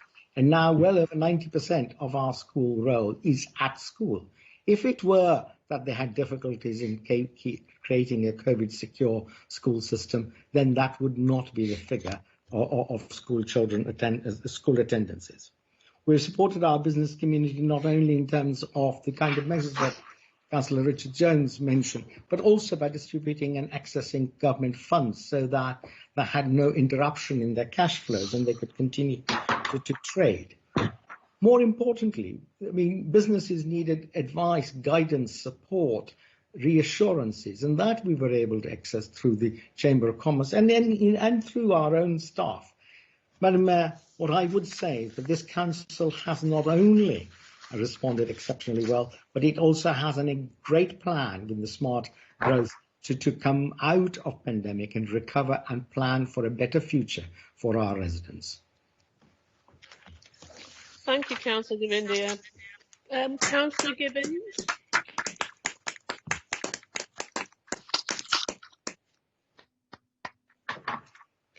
There you, that's Councillor Gibbons. Just unmuting myself there, checking on that. Thank you. As well as the tragic loss of tens of thousands of lives, the COVID-19 epidemic has caused a major economic downturn, affecting the financial and mental well-being of many people. In plain figures, gross domestic product dropped by 25% between April and June this year. Locally, we've seen the impact of this. Town centre footfall has been reduced by 30%, a significant reduction, but less than central London, where this is closer to 45%. To date, the Chancellor has had the popular task of giving out money to many, but by no means all people.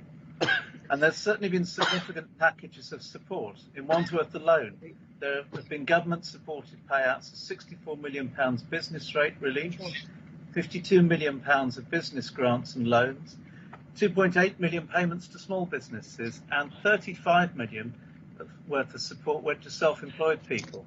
I know that many businesses are grateful for the support they've received, but things are changing. Furlough's coming to an end, and many companies are finding it hard to keep staff on. In Wandsworth, we have had over 36,000 people furloughed. London, and indeed Wandsworth, has many jobs in the hospitality, leisure, creative entertainment sections, as we've heard. Yet these are the jobs which the Chancellor seems to consider unviable. It's true that current COVID restrictions on these businesses are causing some of them to struggle. But these are not jobs like handloom weavers or cartwheel makers. They're sectors which have become the lifeblood of our new leisure and creative economy, following the loss of industrial and manufacturing jobs.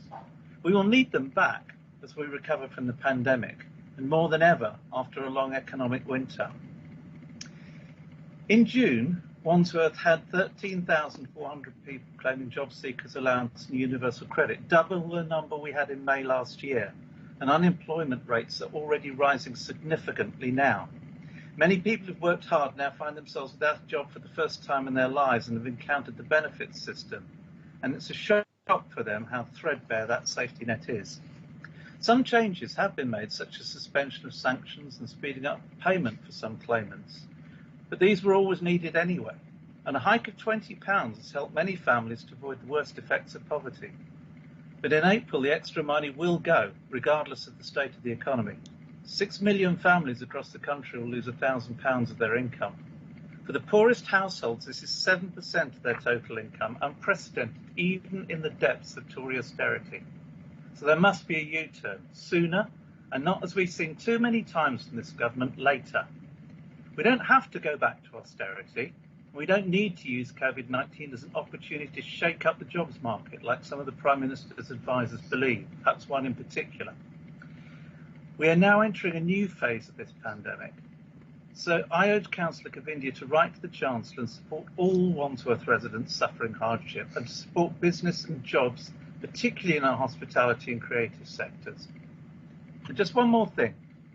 Yesterday, Councillor Govindia may have seen a letter from London councils urging him to write to our MPs about the comprehensive spending review of local government finance. It asks for some very specific measures which would benefit London, including a targeted extension of rates reliefs, grants, job retention schemes and discounts to boost consumer confidence. It also asks for an extension of the Reopening High Street Safely scheme to fund further measures to make sure that people can use their local high streets with confidence and safety.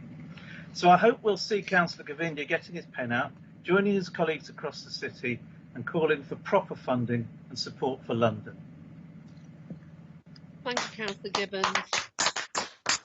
We're now going to put the amendment to vote by asking Councillor Cook, is the amendment agreed? Thank you, Madam Mayor. The amendment is agreed.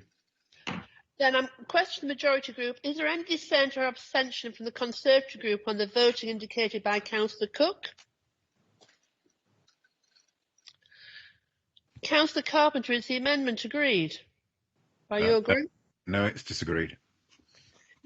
Thank you. Is there any dissent or abstention from the Labour group on the voting indicated by Councillor Carpenter? Councillor Grimston, how do you wish to vote? For or against the amendment? I'll vote against the amendment. Vote against the amendment? Could I have the figures then? Well, the amendment is carried. Can I put the substantive motion to vote by asking Councillor Cook, is the motion agreed? Madam Mayor, could you give us the numbers? I've had a request from someone. Some members keep losing connection, so we haven't got. Well, it's all. So the only way we have of doing that really is a recorded vote, because members are coming in and out of the meeting. No, but Councillor Carpenter's taken it from them all, so he's happy with that. Okay. Yeah, it's okay. Essentially, I think the Conservatives are one person light. We're 26. Yes. They'll be 32, and Mr. Grimston's 1. So I think it's quite easy to work out the numbers. 27, 32, yeah. Yes, 27, 32. Thank you, Councillor Carpenter. Or possibly 31, because unless Madam Mayor is voting herself, it will be 31. Okay. Good point. Thank you, Councillor Cooper. So it's 27, 31. You're all saying yes? Agreed? Yep. Don't think Thank you. Okay. Sorry, no. Question Cabinet members will now be taken. Members of the public. Have we done the substantive motion? Oh, sorry, substantive motion. Oh, sorry. Sorry about that. Is it the same numbers? Is it the same numbers for the substantive motion? No, we're supporting the amended motion. Oh. Yeah, me too. Thank you very much, Councillor Carpenter. So it's carried unanimously. So it's carried unanimously. Thank you. Oh, no, Councillor Grimston? Yes, I support the motion. Thank you. Questions Cabinet members will now be taken. Members of the public, you may access the questions being asked on the Council's website for this meeting. The whips have agreed that each portfolio will have sorry about this. There's a draft in the council chamber which has made me sneeze. I'm sorry. Getting very chilly here. The whips have agreed that each portfolio will have approximately 8 minutes of questions, which are likely to be 2 or 3 questions per portfolio. I would advise members when we are moving on to the next portfolio and the number of the questions to be asked next. Now, the last time, if I recall, we didn't get on to all of the Cabinet members because some of the Cabinet members actually slightly overran. So I'm actually asking each Cabinet member if they could be conscious of the timing and try not to go over 8 minutes. If possible, make about 7.5, and then everybody will be included. So I hope Cabinet members take note of what I've said. Thank you. So Here. Councillor Belton. Question number 9.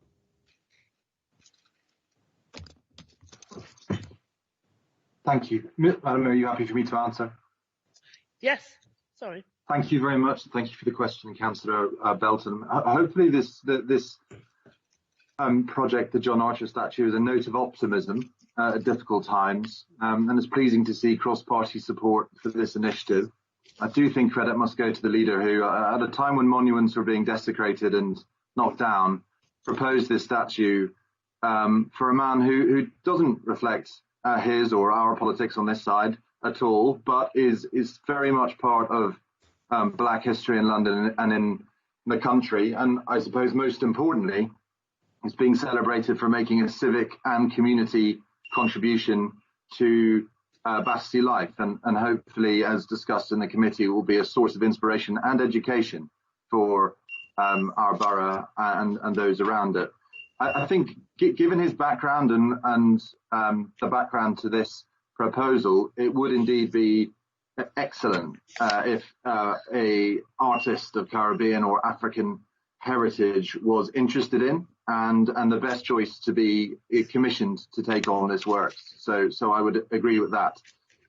In terms of the reference to culturally appropriate in the paper, I must say when I read it and I had understood it when I saw this paper and we approved it, and maybe I saw it in a more innocent way, I read this as very much speaking to the need, which I think is true, and not least because we wish this to be successful through public subscription, but the need for the community to get behind the project and the statue and to really feel ownership of it. And that certainly wasn't the case with the Mark Quinn statue in Bristol for any number of reasons. So I think that is an important part. As to more broadly what you mean by culturally appropriate, or what is culturally appropriate, perhaps you'll draw that out in your supplementary to me. It's not a term I feel sort of particularly comfortable with. What would be culturally inappropriate, for example? But perhaps that's in the supplementary. Councillor Belton? Councillor Belton, you're going to ask a supplementary? Sorry, supplementary, Madam Mayor. Can I thank the Speaker for his comments? Can I say the words in the question are not exactly my words, they were done on my behalf, so I'm not going to bat all the way down the line for them. And I certainly support the view that, if possible, we need a Caribbean or African heritage. Can I also point out in your answer about getting general support that John Archer had a shop in Latchmere, actually on Battersea Park Road. He lived on the other side in a house in Latchmere. I can show him the blue plaque the two blue plaques if he doesn't know them. And I hope that someone from Latchmere will get to be involved in the group that oversees this. And I welcome your answer in general. I don't know what the question was in that. Yes, the question is, I hope you involve someone from Latchmere. You hope you involve someone for Latchmere. Well, I'm pleased, and I think it's a good idea that we've got a steering group to steer this through, and I think that's important in its success. I know John Archer had connections to a lot of wards in Battersea, including Nine Elms, and so we must make sure he's appropriately represented. He has a wide cultural hinterland too in his background. Can I ask a supplementary as well, Mayor? Madam Mayor. I've got the second supplement comes from Councillor Morgan. Oh, okay.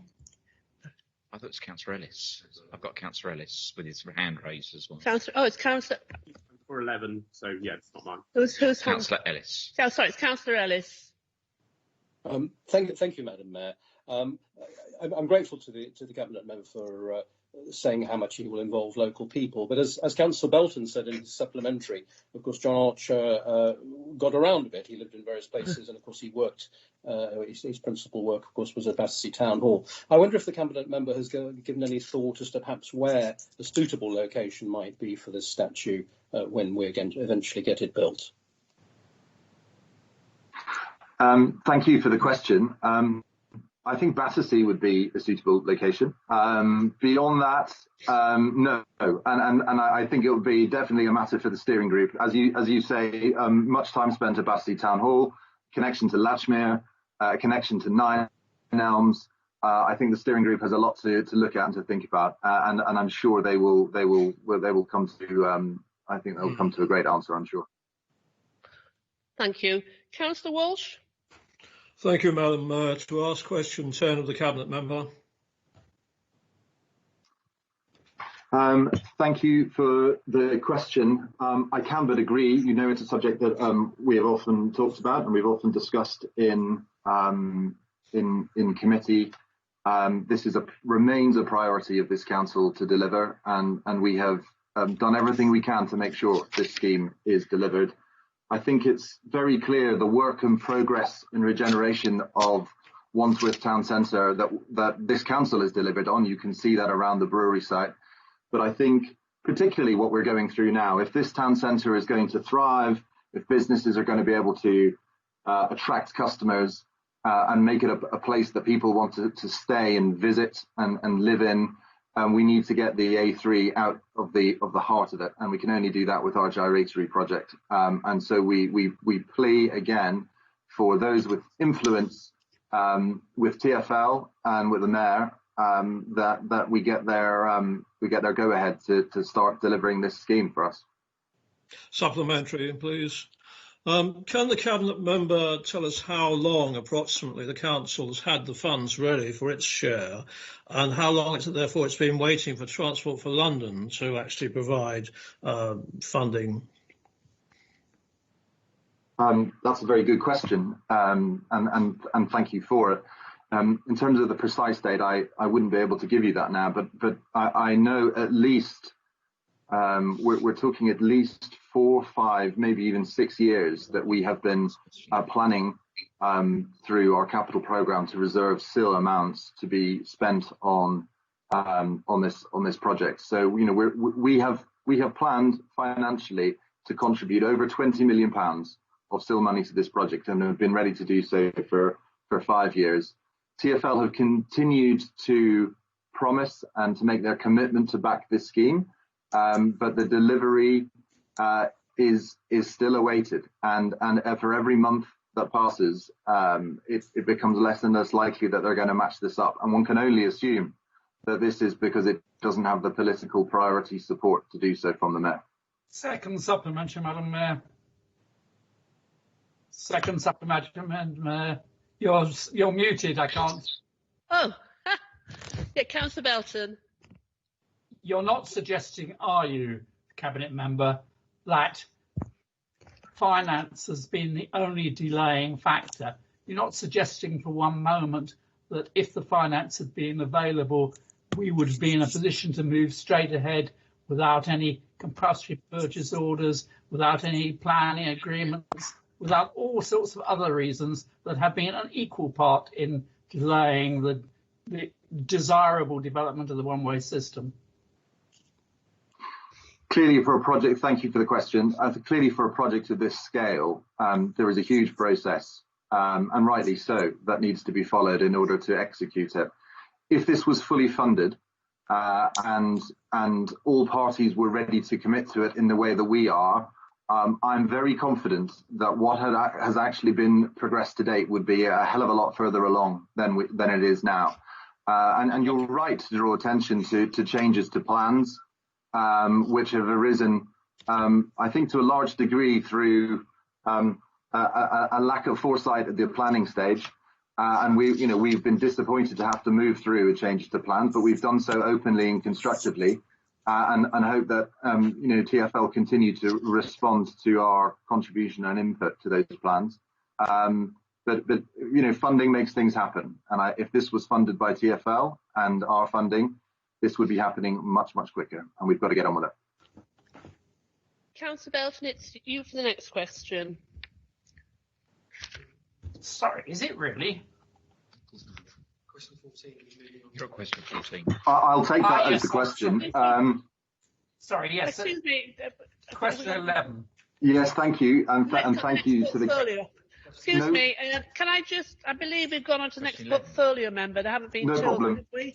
Sorry. Question 14, Councillor Gass. Yeah, well, I wasn't, sorry. Apparently we've moved on. So Councillor Bryn, your time is up, as they say. Sorry, Councillor Belton. We're now going on to the Cabinet Member for Adult Social Care and Health, and it's Councillor Gasser.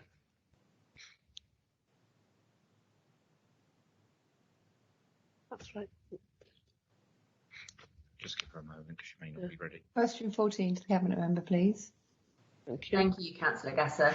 I can absolutely assure you that our care homes are all are registered with the CQC, are receiving tests in line with government guidelines. So that's weekly for staff and every 28 days for the residents. We also have a care home oversight group, which is under the able leadership of the Assistant Director of Adult Social Care, and it partners with GPs and the NHS to retain strong oversight of the care home support. It's coordinating successful support and intervention in our care homes. We've got 29 in the borough, over 1,400 beds, and many, many staff employed providing care. Now, the care homes are ordering tests directly through a national portal. There had been issues, indeed, with a shortage of testing kits prior to September, and the council raised these concerns directly with the Department for Health and Social Services. And since then, the challenges have been resolved. We have assurances now that the availability is much improved. The regular testing has been really effective for us because it's picked up a lot of asymptomatic cases, which is helping to keep all of our residents safe. It's allowed staff to isolate. The results are due within 72 hours, but anecdotally, most of our care homes are saying within 48 they're coming back. We've had no confirmed cases in a Wandsworth care home in the last 3 weeks. The last case was the 18th of September 2020. Thank you. Supplemental. Yeah. Well, thank you for your assurance. And just to say, we are still getting some mentions from care homes that they're not able to get the test, so we do need to keep an eye on this.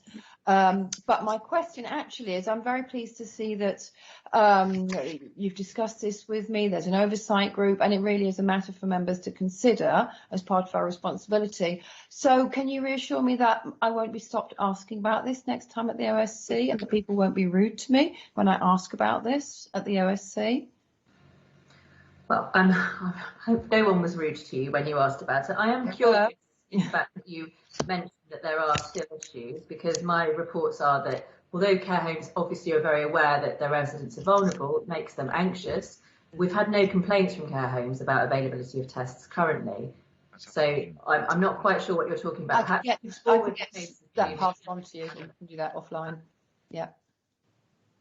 But I am just, you will reassure me that I can ask about this without any kind of fear at the OSC, because it is of interest to us all.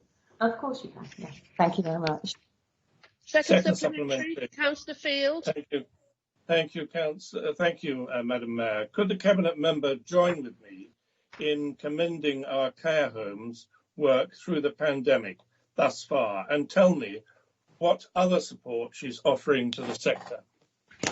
Yes, thank you, Councillor Field, for your question. And I do indeed commend both the work of the care home in really difficult circumstances, but also the work with our department. I think one of the strengths of the approach has been the strong partnership, which is a relationship-driven thing, that our officers in the council have good relationships with people that work within the care homes, but also with the NHS and in fact with the Department for Health and Social Care.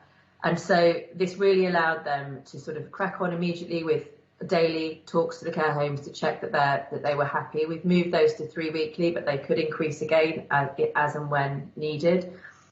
We were able to provide £3 million of extra funding into the care sector. PPE provision was free during the pandemic. And I think it's also important to remember that within the care sector itself in Wandsworth, we've also got domiciliary care going into people's private homes, extra care services, and we've got things like supported living for people with learning disabilities. And that's also been incredibly well supported and will continue to be well supported through the pandemic. Thank you. Councillor Hart. Question 15 to the Cabinet Member, please. Thank you very much for your question, Councillor Hart. The information on the update of the Test and Trace app and who's downloaded it has not actually been made available to local authorities. So what I get to see in briefings is the proportion of our contacts in the borough that we're able to follow up through test and trace. So at the moment, using the national system, Wandsworth is top 5 in the London boroughs. That's the week ending of the 30th of September. The rate of testing in London has been increasing over the last few weeks, and this is all down to testing sort of availability being moved around the country depending on who needs what, because some areas obviously are experiencing a much worse surge than we are at the moment. The rate of testing in Wandsworth for the last 2 weeks is down at 1,808 tests per 100,000, which puts us above the London average in test availability. So it's all very positive. Supplementary. What was the Cabinet members' plans to increase the availability of tests across Wandsworth? So where are we now and where do we want to get to? So in terms of increasing the availability of tests, obviously demand's growing and our percentage of positive tests are also growing. So we're looking at what additional capacity is available. So part of that is around bidding for the mobile testing sites for more days for those to support our residents' needs. But it's also looking at things like the sites that we've identified for additional fixed test centres where residents would be able to walk into them and get tests. But in addition to all of that, we're also still providing testing support, obviously to our care home settings and as well to our school settings.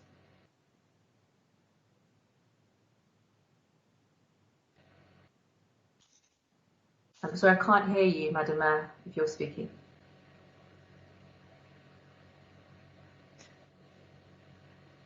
Microphone again, Madam Mayor.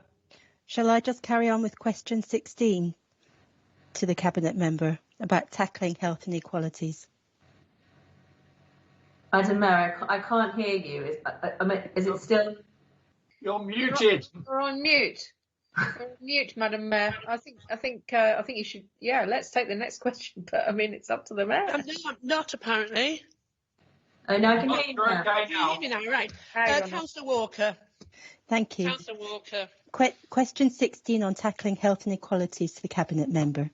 Okay, so thank you again for your question, Councillor Walker. It's a very full answer, and obviously addressing the needs of the most vulnerable of our residents is a top priority for this council.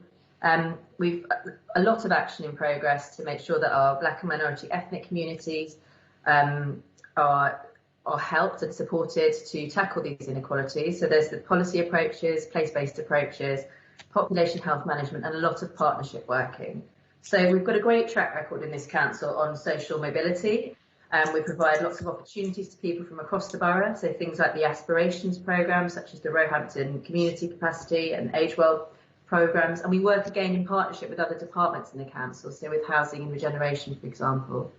There's a lot of collaborative working as well with our partners, both in public health and through the CCG and Wandsworth Health and Care Plan, which helps us to identify projects to reduce inequalities with Black and minority ethnic communities, particularly around things which are sort of comorbidities with COVID, like diabetes, but also things like mental health issues, which have been sort of exacerbated by the coronavirus pandemic. So in South West London, there's a collaborative piece of work led by the public health teams to promote uptake of the flu vaccinations.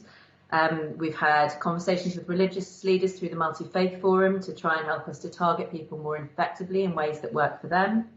The public health team is engaging with lots of voluntary and community organisations, constantly trying to get out there and see people and bring them targeted interventions that can really address their needs. Now, in terms of measurement of health inequalities, we've obviously got the Joint Strategic Needs Assessment, which collates the data found in the public health framework outcomes. So we use this along with any kind of community intelligence that we can gain and equality impact assessments to check how we are going with our work here. Councillor Walker, have you got a supplementary? Can't hear her. Councillor Walker, I can't hear you. I think you're on mute. Can't hear you. Can't hear you, Councillor Walker. I was off mute, so there we are. Yes, Thank you. Second supplementary, please. Does the cabinet member? I agree. Actually, so collaborative working is great, but does she agree that what we need to do is actually the council take proactive measures? So can she tell me what proportion of our health budget goes to support people from Black and minority ethnic communities, for people who are at higher risk, more likely to work on the front line, living in areas of high pollution and living in multi-generational homes? How is Wandsworth Council mitigating these risk factors? So in answer to your question, I'm not able to provide you with a split of how the health budget targets people based on address and ethnicity at this point in time. I'm not sure if those figures will actually exist. In terms of what we do, we do so much collaborative and partnership working, as I explained in my original answer, around targeting Black and minority ethnic communities through either multi-faith forums or through community groups and partnerships with primary care. We include data from primary care trusts. In fact, the availability of that data has been enhanced through the COVID crisis because we've been able to collate a lot more information on who has these sort of comorbidities like diabetes and obesity, or long-standing problems like COPD. So we've got much more of that data now, which will allow us to effectively target our interventions much more so in the future than we have been. In terms of things like air quality, there are so many things going on, and I'm conscious of the Mayor's request for time. I'll finish now. Second supplementary, I believe, is Councillor Walsh. Yes, thank you. Thank you, Madam Mayor. I think actually part of the answer's already been given. That's why I put my hand down again. But I was going to ask the cabinet member what support Wandsworth Council provides through partnerships to tackle health inequalities. So I don't know if she likes to actually expand at all on what she's already said. I think she gave quite a comprehensive list of the ways that Wandsworth is trying to improve things. Yes, thank you, Councillor Walsh. I could probably talk all night on all the many partnership things that we are doing. We work with so many partners from the CCG, from community groups, the voluntary sector. We're constantly looking out for new partnerships because the whole point of the public health team is that we're targeting individualised responses. So it's really about looking at the micro level and how these individual small population groups can best be targeted, how we can best bring a message to them, give them an intervention, work with them to change lifestyles to really improve health and access. Thank you. That's time to Cabinet Member for Adult Care, Social Care and Health is up. I'd like to now call Councillor Walker again. Councillor Walker, your question is Cabinet Member for Community Services and Open Spaces. Thank you, Madam Mayor. Question number 19, please, on food waste collection to the Cabinet Member. Thank you. I thank the councillor for her question, and I do know that she feels very passionately about food waste because we had an extremely long discussion about it at our Overview and Scrutiny Committee on the 23rd of September. But I hope that she will agree with me. It is essential that any scope of any trial such as this, food waste or any other material collection, is robust and considers all aspects of service. And that's a challenge ahead of us, and I'm afraid we're not there yet. We haven't come up with our plan, so I have little to share. If I look at your question, I would like to say, whether you say whether or not, I think it's both. Because I want to know what a wider group of residents feel about food waste, not just those few who come through to me regularly, but a wider section of our public. And I also want to find ways to offer successful segregated food collection. So I don't think I want to choose one or the other. I would also like to remind the councillor that not only are we intending to undertake a food waste trial, but simultaneously we will be providing free composters to a number of residents to encourage composting, which in itself is a good way to deal with food waste, and it's a cheap and effective way to cut it down. Supplementary.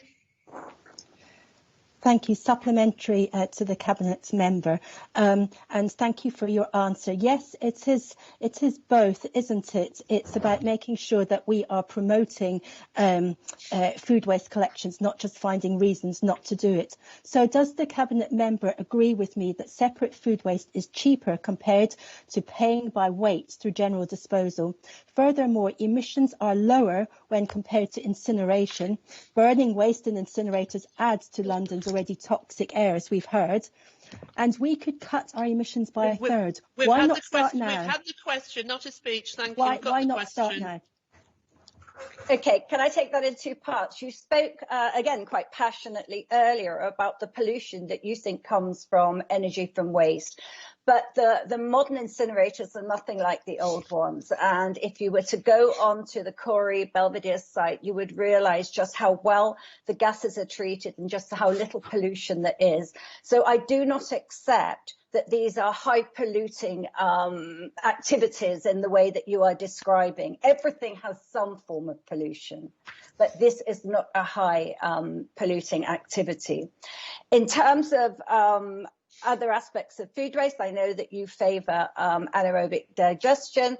I suspect that you also know that at Belvedere there will be another facility built, and that will be capable of dealing with food. Only, I think it was last week, the Mayor stopped his appeal against that, and I'm glad because that means that it will go ahead, and that will give us more flexibility within our contract. Thank you. Councillor McDermott. Thank you, Madam Mayor. Does the Cabinet member agree with me that we actually shouldn't be wasting food in the first place? We should try and reduce the amount of food waste that even gets to be collected. The amount of food produced by our farmers and transported and then thrown away by us all is criminal. Could we have some more advice from the Council on effective purchasing, sensible purchasing of food, use of leftovers, and I'm really glad to hear about the composting project so that we all help to reduce our food waste. Well, I absolutely agree with that, and I will definitely think about doing some sort of campaign or about lacking food waste. Our residual waste is in fact falling all the time. I don't know that food waste is because I don't have the breakout of figures, but I will think about what the council has asked me and definitely think of a campaign that would bring that to the fore. Councillor Senior. If I could ask question 20 of the Cabinet Member for Community Services and Open Spaces. I thank the Councillor very much for his question, and this is along a similar theme. And again, as Councillor Sallier said in her last questions, I could go on about this forever, but I'm going to keep it fairly short. I think you all know that we deal with residual waste through Belvedere, which is an energy for waste facility, and we have done that since 2012. As of today, only 1% of what we send goes to landfill, and that is the fly ash that results from the process. And to be fair, you've asked about other councils. Many London councils now are using energy from waste because there has been a new facility opened, and therefore I think the majority have stopped using landfill as a matter of course in London. I do want to point out another couple of facts in case you don't pick them up from the answer. And one of those is the fact that we do send all our waste down the river, and this does save 100,000 heavy vehicle movements a year. Now that's got to be celebrated. We don't do this because it's cost effective. We do it because it's better for the planet. We have not factored in the recovery of byproducts into any of the answers we have here, but I'm happy to talk about that too.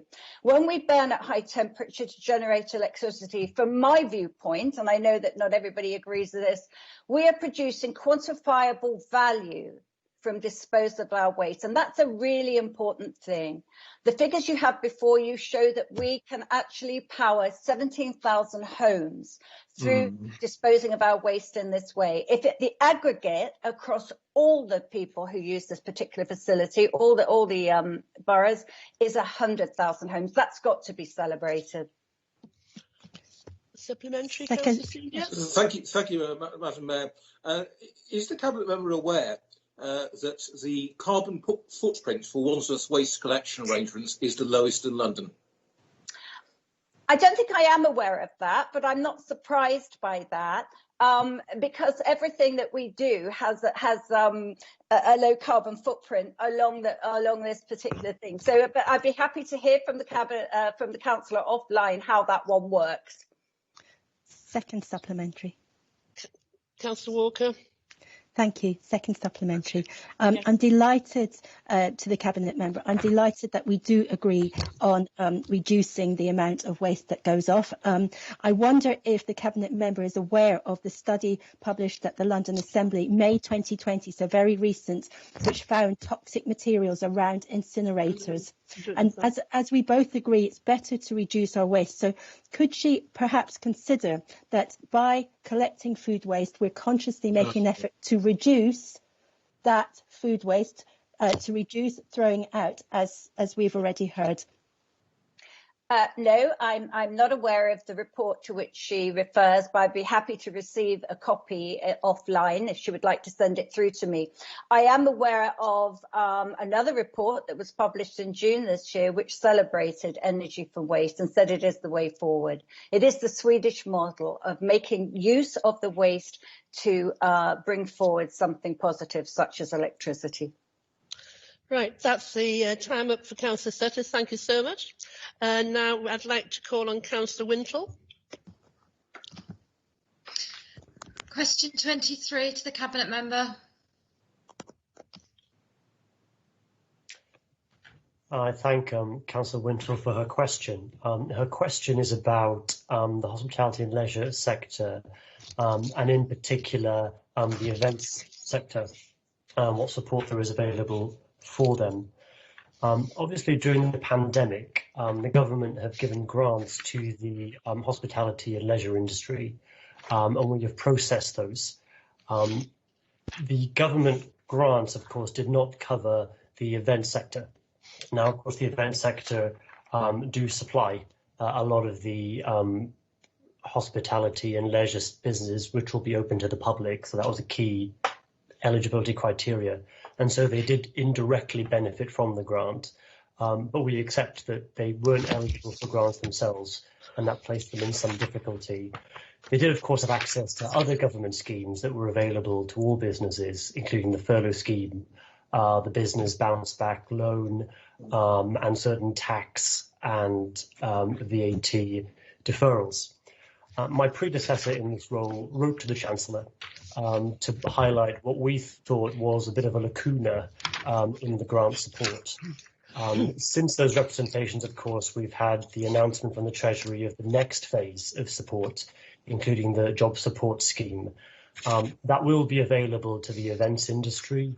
It will benefit some businesses. I know other businesses, perhaps it won't benefit as much. But that is the position that we find ourselves in now. First supplementary, Councillor Winton. Thank you. So thank you very much for your answer. And we appreciate that some action has been done. Obviously, this pandemic is far from over, as we all know.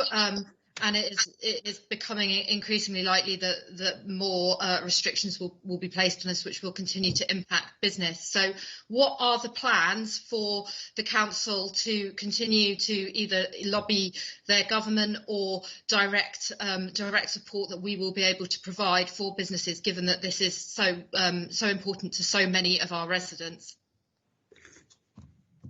Absolutely. I thank the member for her supplementary. So we're in constant dialogue with our businesses in the borough through the Economic Development Office, and I attend the Wandsworth Chamber of Commerce weekly call, and we will continue to make representations to the Treasury and to all relevant government departments. But as the member says in her supplementary, we don't know how long we will have to live with this virus and the pandemic, and the focus has to be on the short term, towards facilitating ways in which we can help the economy actually adapt to the current conditions. Now, for the events industry, that does pose particular challenges because for many of them, their product was live events. Through our Enterprise Hub and our various advice sessions and our online webinars, We have done things like business remodeling suggestions, retraining. So some events business, for example, have staff and skill sets that means they can offer slightly different products. So, for example, rather than an event, they can perhaps, steward at a COVID advice centre. Many of them actually can have the skills to offer a very different product, but they have that flexibility within their workforce, and they can be mentored to do that. And that's just one of the ways in which we'll try and find ways to get through the short-term restrictions. Councillor Humphreys? Can't hear you.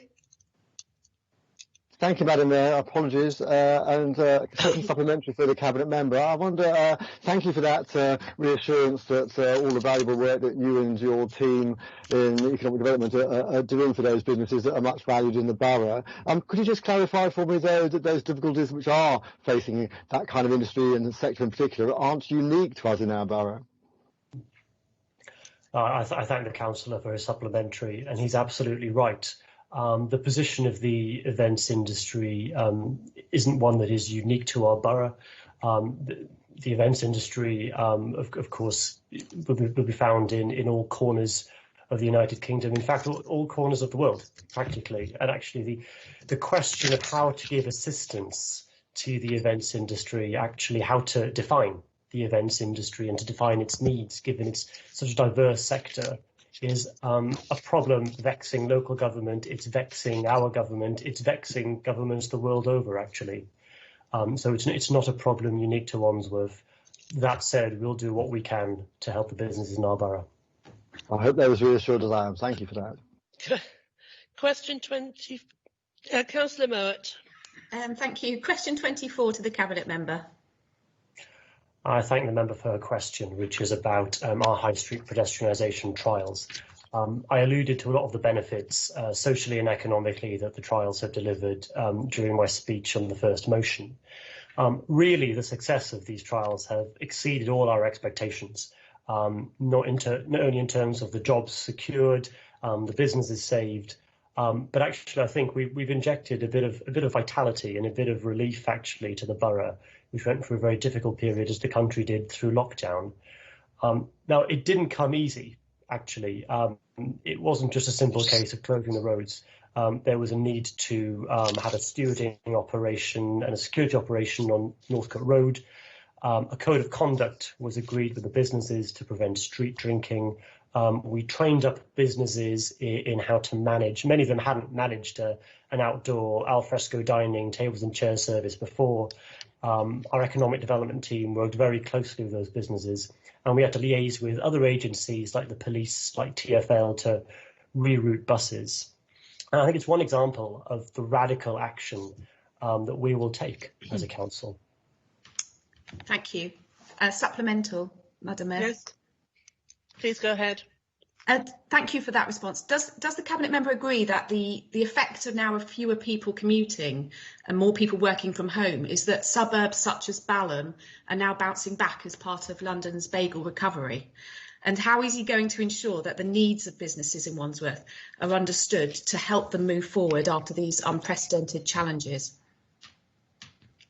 I thank the member for her supplementary, and I'm also a fan of the bagel recovery term. It does describe a phenomenon that's going on in the suburbs of London, although I think what that really means in this context is not central London, because many of our residents are working from home. That means that their disposable income that they perhaps would spend in central London, they're now spending here. That's one factor. The other factor, though, that underlines some of the resilience of the local economy in Wandsworth is to do with the support and the council's response to the new opportunities that the businesses face. High street pedestrianisation is one of them. You know, there was a market there that was ready for alfresco dining. It was the council's arranging and implementing that meant those businesses could take advantage of those changed circumstances. It's quite instructive to see that, to the best of my knowledge, Labour-run Lambeth, Southwark, and Hammersmith and Fulham did not take steps to pedestrianise their high streets. These opportunities won't be available to businesses unless councils act. We acted, and I hope other councils will learn from us. Thank you, Cabinet Member. Just want to say that it was very popular in my ward in Balham. Thank you. Second supplementary from anybody? Yes, Councillor Mayor. Councillor Dawson. Councillor Dawson, if there's nobody. Oh, right, Councillor Dawson. Thank you, Madam Mayor. In echoing the Cabinet Member's thanks to officers and businesses for getting the pedestrianisation schemes up and running so successfully, but I also just, though, turn to another aspect of the bagel recovery that we're now talking about, because there was a very interesting presentation at today's Chamber of Commerce about developing creative co-working space. And though they're facing challenges at the moment, does the Cabinet Member agree that these are part of the future and something that the Council should be really working through, how we can support that to bring business into Wandsworth? I thank the member for his supplementary, and I would absolutely agree. One facet of more people working from home, which incidentally, is good not just for the local economy, but of course it's better for the environment. That if journeys can be eliminated because work can be done just as effectively locally as they can at an office that requires a commute to it, then that's all to the good. Now, of course, for some people, working from home is suitable at home. For other people, their home environment doesn't work for a variety of reasons. And that is likely to create demand for not just office space in the borough, but as the member alludes to, innovative co-working spaces. That does create a challenge in terms of uses, in terms of other regulatory measures. Of course, one of the benefits of the Economic Development Office at Wandsworth Borough Council, it's not a statutory function, it's a function that we believe in and we maintain, is that we can be a broker for these sorts of changes. We can coordinate all the necessary changes and we can adapt very flexibly to the demands of the local economy. And that is certainly something that I'll be looking at. Thank you. We now move on to Cabinet Member for Education and Children's Services. Councillor Stock. Question number 26 for the Cabinet Member. Thank you, Councillor Stock, for your question. As I said earlier in my answer to Councillor Dickadem's motion, firstly, schools have not raised this as an issue. Secondly, our officers will be working to find out just what the impact is on our schools, and that doesn't stop us from taking action if we discover that it is affecting young people in the borough. And thirdly, in any event, the Leader of the Council will be writing to the government and to the Mayor to explain how we see things in Wandsworth and what we've been doing to support active travel. Thank you to the Cabinet Member for his answer. Could I have a supplementary, please? Of course you can. Mayor? Thank you, Madam Mayor. I'm pleased that the Leader will be writing to the Mayor of London and government, and I thank him for that. Will that letter include the estimated cost of administering the future statutory scheme that is expected to fall on the council, as these costs would appear to be considerable and challenging, establishing an application process, gathering and analysing the data about who will be entitled to the scheme, making decision, notifying those pupils, dealing with challenges, putting in an appeals process, producing and issuing Oyster cards, and if so, do we have an estimate of those costs which the council will now have to bear? Well, Councillor Stock's question is extremely revealing, because that very long list of things that we would need to understand properly in order to make a case is exactly why the OSC was so divided on this. We need to give council officers the opportunity to speak to schools and understand what the answer is to those questions. How big a problem is this? Because, as I said, we haven't heard from schools that this is a major problem. I'm not saying that that means there is no problem. It could well be that as the weeks and months go on, we find that schools do want us to look into this more. But in order to answer that very long list of questions, we would need a lot more information, and we do not have that yet. So I don't think the leader's letter will be able to go into that sort of detail, but I can reassure Councillor Stock that we do have every intention of explaining to the Mayor of London and the government what's going on in Wandsworth with schools and with children getting to school. No supplementary. No second supplementary. Is there a supplementary? No, there isn't a second. No. So no. So we're now going to Councillor Senior.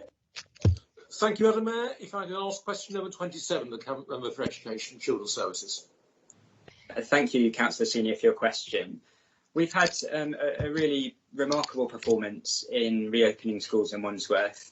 Going back to the summer, we had our 9-point plan to assist schools to reopen as quickly as possible.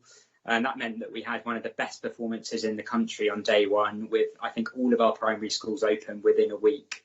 Over the summer, we then worked tirelessly with public health colleagues in the council to support our schools to reopen fully in September. And I'm pleased to say, as you'll see in my detailed written answer, that we are again ahead of the national and London averages when it comes to attendance in schools this term. We're in fact very nearly at the level that we were before COVID. So what's missing from this answer is details of all the very, very many steps we took over the summer to make sure schools were comfortable at reopening and parents and young people and families were comfortable going back to school. Things like supporting schools on their risk assessments, ensuring they had enough PPE, helping them with bubbles and social distancing and one-way systems, that all of those things that we did over the summer to make our schools ready. We also contacted those in our most vulnerable groups directly to make sure that they were able to go back to school. Some of them needed reassurance. Children with special needs particularly needed reassurance that they would be safe. And that's why we made those direct approaches. We also launched our Summer Unlocked programme, which Councillor Callan described in some detail earlier. And that has managed to reach hundreds of children in the borough that were most in need of help with catching up. So that's a very quick summary of what we've done to have a really strong performance on schools reopening in Wandsworth. Is there a second supplementary? First supplementary, Madam Mayor. First supplementary. Which is just to say, although it's already been alluded to in a way, could the Cabinet Member give us some information about how Wandsworth has performed compared to neighbouring boroughs?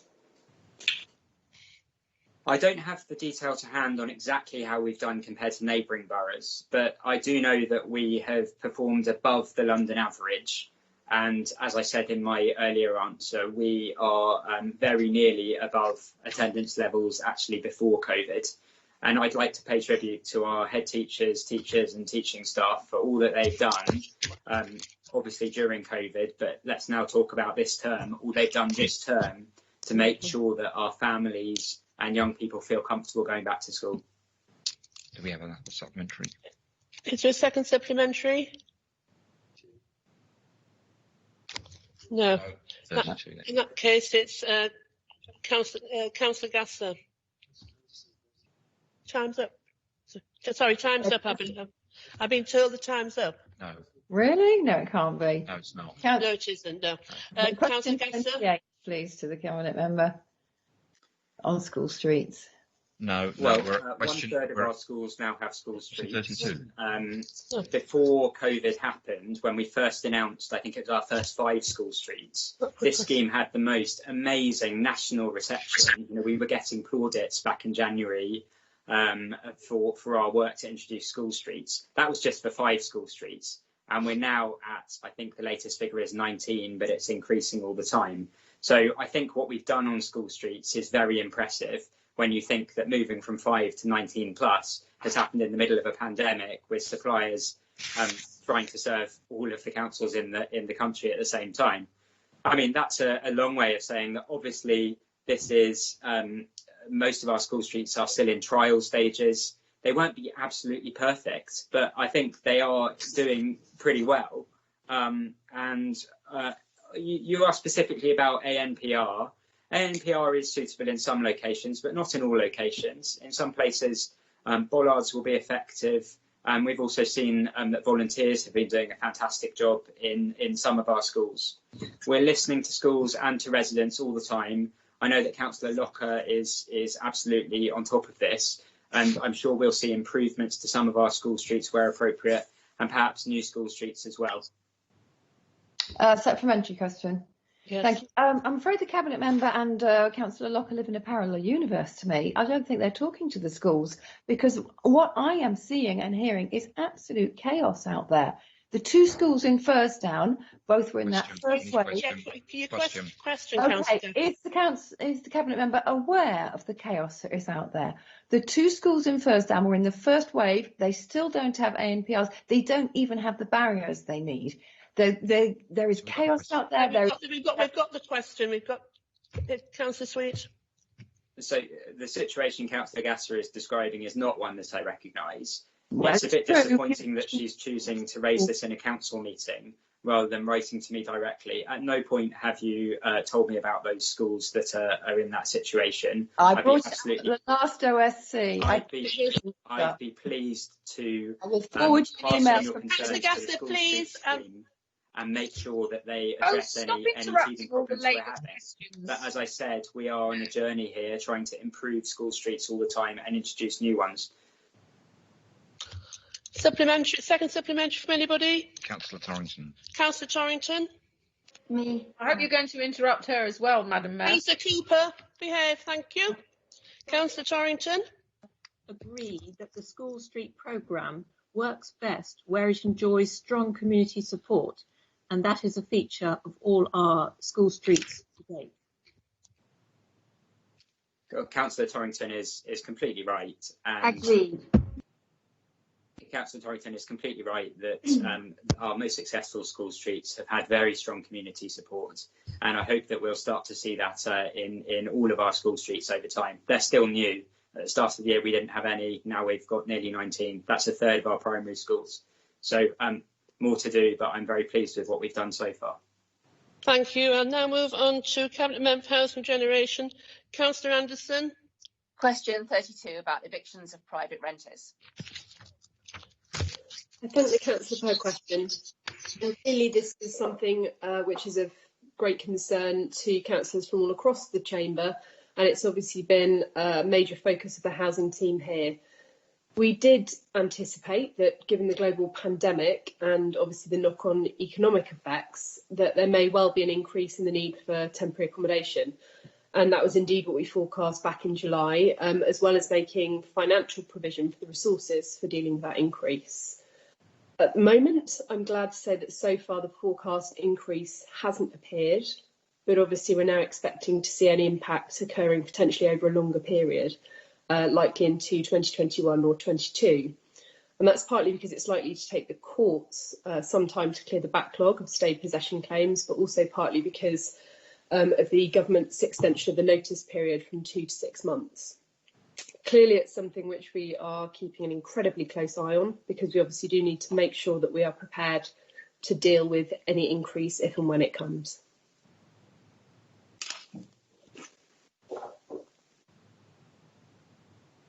Sorry, Councillor Anderson, have you a supplementary? Thank you. And I thank the Cabinet Member for her shared concern that we do have about private renters. Over 30% of Wandsworth residents are private renters, and across the country, illegal evictions are up 50%, and I know that's happening here. So given the fact that you've said that actually this hasn't happened as fast as you had anticipated, but it is expected to still happen, will you be increasing housing support and advice to help those renters before it's too late and before they face eviction at the food bank, at the housing office, and will you be increasing advice for advice in the courts as well for when people go to court and they face their landlord as well? And will you be joining other councils to lobby the government for additional financial support? Although it's out of the remit of your role as a cabinet member, it has a huge impact, the fact that so many people are excluded. Thank you, from financial support. We understand that question. Thank you. I thank the councillor very much for her supplemental. And obviously, although we are prepared for an increase, we're not necessarily expecting one, but we obviously will be prepared to deal with it if and when it happens. That was why we put extra resources into the department back in July. And obviously we will look at what happens, and we will deploy the resources appropriately to deal with the issues that residents are suffering from. In terms of calling for financial support, we're obviously delighted to have already received an additional £1 million just last week from the government, or early this week from the government, to deal with homelessness and rough sleepers. So absolutely we would welcome further funding. Councillor Dawson. Thank you, Madam Mayor. Following up that last point that the Cabinet Member has just referred to, and the funding to help support rough sleepers, could you just expand a little on how it will help those who are vulnerable and homeless in the borough? I thank the Councillor for his question, and absolutely happy to expand on that. I'm delighted that we've received over £1 million of funding from the government's Next Steps accommodation programme budget, and actually it's really pleasing because we were one of the very few bids that was actually funded completely in full. And that's a real testament to the tireless and the meticulous work of officers in preparing a very comprehensive bid. This funding will allow us to continue what is incredibly extensive work with rough sleepers. Many rough sleepers, as you all know, have multiple complex needs and are extremely vulnerable. And interventions often involve a multi-agency approach, so mental health assessments, referrals for drug and alcohol abuse, liaison with police and social services, as well as a basic need for housing. So it's absolutely not a cheap fix or a quick fix, and we have to have a tailored approach. And we really are committed to supporting people over many months to help them get back on their feet, and this funding will help us to do so. We're also waiting, I should also just say, for a decision from the GLA on a separate bid, which is for longer term capital funding to provide those homes for people, provide that additional housing. So I really hope that bid will also be approved in due course. Thank you. Thank you. This, I'm afraid, is going to have to be the last question. Councillor Humphreys. Thank you, Madam Mayor. Question 33 to the Cabinet Member for Housing on cladding on private blocks. I thank the Councillor for his question, and we know that this is a really serious issue for some of our residents and how important it is that we play our part in making sure that their buildings are safe. We've been liaising closely with MHCLG as well as the London Fire Brigade to make sure that freeholders do the right thing by their leaseholders. We've been monitoring the remediation progress of a number of key buildings within the borough, and we've been working very proactively with developers to make sure that those remediations happen in a timely fashion and also satisfy the requirements of the key stakeholders, the fire brigade and so on. Obviously, we're focusing on those developers who haven't yet given guarantees they can meet those targets, and clearly we will pursue more formal measures if necessary.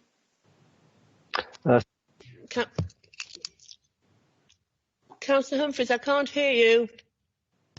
Thank you, Madam Mayor. I thank the Cabinet Member for her answer. And can I just have a supplementary on something specific to our patch in Southfields? It has been raised with us by residents in the thing about cladding on the filaments buildings in Southfields, which has been causing leaseholders quite a lot of concern. Could we get an update on any progress we've made on that? Yes, absolutely. I thank the Council for supplementary, and the clear answer is yes, we have made excellent progress. The Council, alongside the Government, has been working with the developer, which is Mount Anvil, to make sure that action is taken. We know that work to remove the defective ACM cladding is set to start both on Copperlight and Aurora on the first working day of January. The work will be subject to scrutiny by both Council and Government officers, and we're going to be making sure that the cladding replacement scheme is fit for purpose. And, you know, I'm personally delighted, as I know that you will be, because it will be a huge relief for our residents, many of whom have been in touch with us. I'm glad that we've been able to support them to get to this resolution, and Mount Elmville have also agreed that these works will not be charged to leaseholders. Excellent news. Thanks. The residents will be really pleased to hear that. Thank you. Councillor Anderson.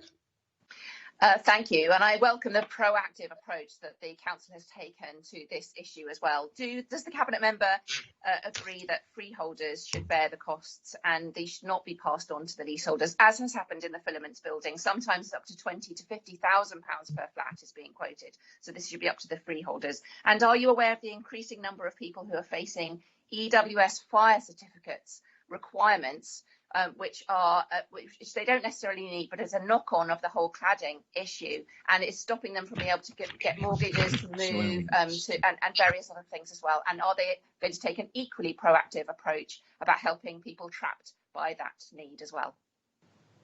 I thank the councillor for her supplementary, and absolutely we will be taking a proactive approach on that as well, and we will be lobbying government to make sure that people who don't need those certificates don't sort of suffer not getting mortgages or whatever because of that. I totally agree. I know exactly the issue that you're talking about. In all of the cases that I'm aware of that we're dealing with, the developer or the freeholder is not recharging the cost onto leaseholders, and they often do make use of the government's fund, which is set up for this purpose, which is the private sector ACM cladding remediation fund. So yes, that is good news for leaseholders. Absolutely. Thank you. Thank you. The time for Cabinet Member questions is now finished. We now turn to report number 1, items for decision. I move reception of that report and will ask the Council whether they approve the recommendations in paragraph 1, proposed public space protection order in Wandsworth, paper number 2278. Are there any objections or abstentions to the recommendations in the paper?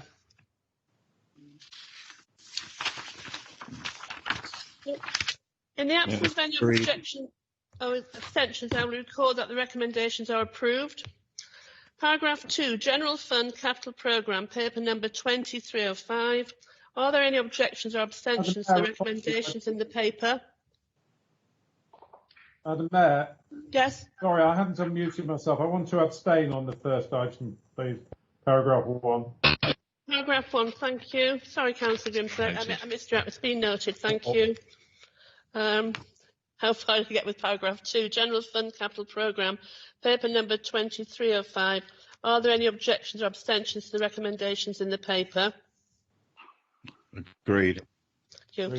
In the absence of any objections or abstentions, I would record that the recommendations are approved. The Whips have agreed that item 21, the motion on the A24, will be taken next, followed by the motion on homes. Can I ask Councillor Locker to move and Councillor McDermott to second the motion in their names? Madam Mayor, may I move the motion? And may I second the motion? An amendment to the motion has also been circulated. Can I ask Councillors Rigby and Loveland to move and second their amendment? Yeah, propose the amendment. And I'm duly seconding. Thank you. Councillor Locker. The Whips have agreed that Councillor Rigby will go first and then Councillor Locker, and then we'll call it a day. Thank you very much, Councillor Carpenter. Councillor Rigby. Okay. So this motion is.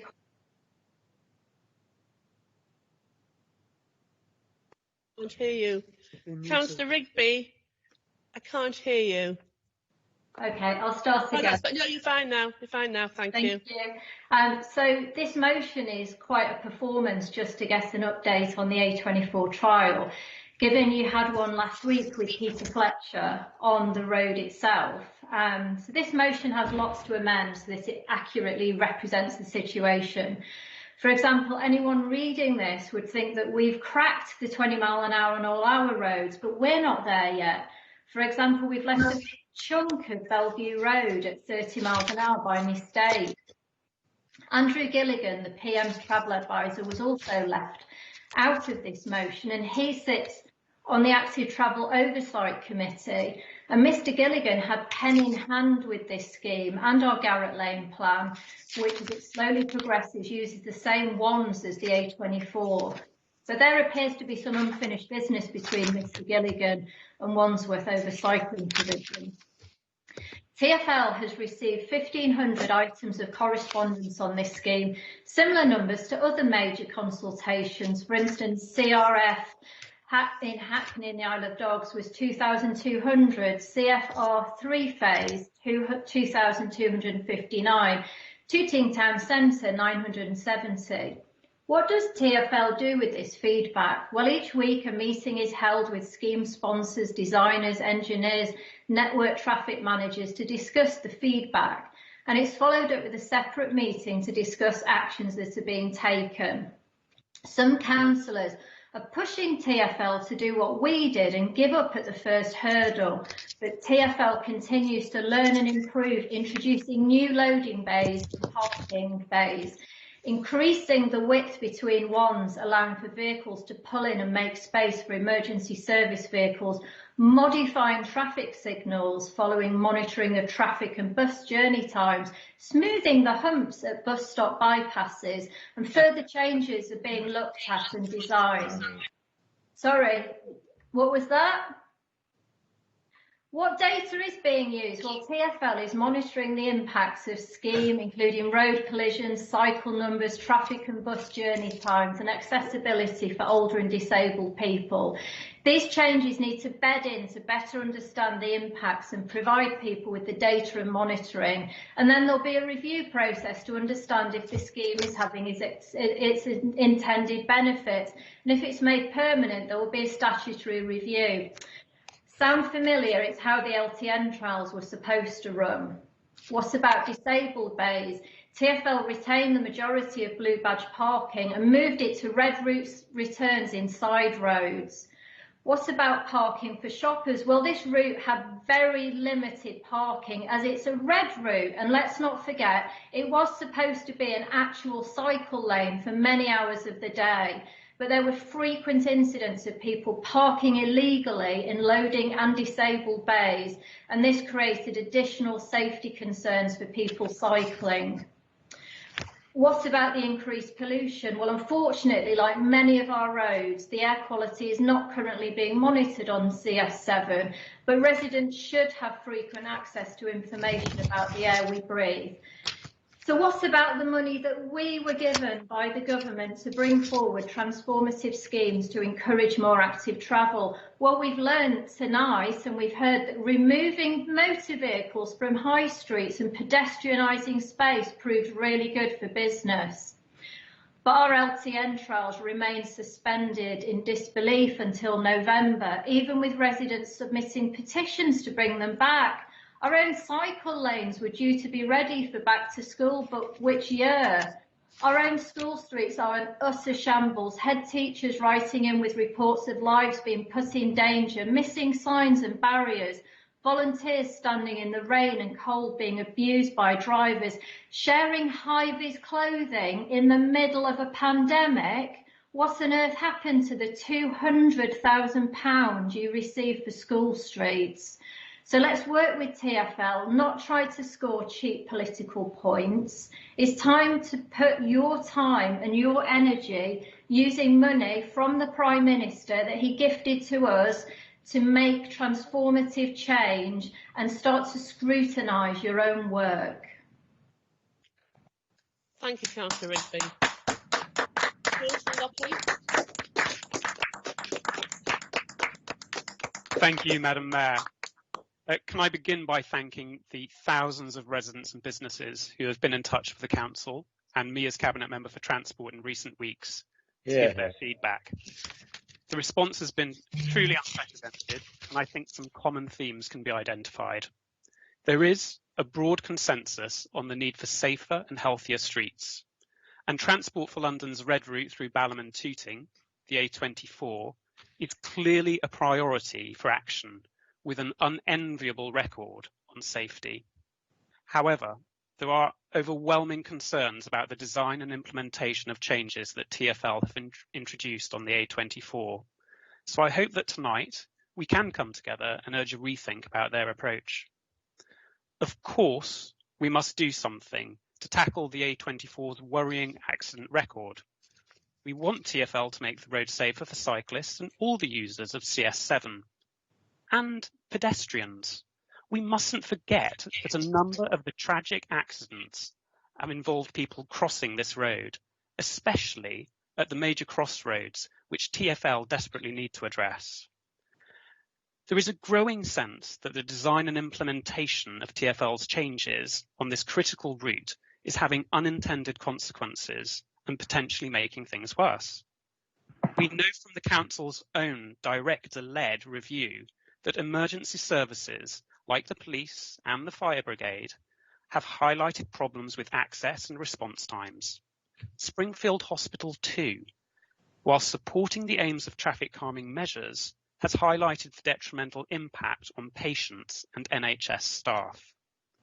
A typical comment in recent weeks goes like this: I'm concerned for the safety of people at bus stops, the difficulties for emergency vehicles, particularly ambulances going to and from St George's, the problems caused for local businesses and overall congestion. I suspect many of the councillors in the minority group would agree with this summary by their Labour colleague, Siobhan McDonough MP. So, how do we make things better? How do we deliver on those aims of improving safety on this busy and important road without the issues that we've seen in recent weeks? The first thing is to acknowledge the ongoing problems. The London Mayor himself said in a radio interview on the 18th of September that there have been problems with congestion on the A24, blocking emergency vehicles. Yes, TfL have now begun to increase the spacing between the cycle wands so that cars can pull in between them. That was something that Wandsworth Council transport officers urged them to do during the design stage, so I do welcome the fact that they are finally following that advice. As well as improving the design, it's vital that TfL engage with local communities and businesses. Let's urge TfL to do more to help local businesses in these difficult times. Surely the design can be more flexible, especially on issues like loading bays. The case of Minard Jewellers on Upper Tooting Road, which sells jewellery for South Asian weddings, is just one example of the specialised businesses in the area which attract customers from far further afield than just Wandsworth.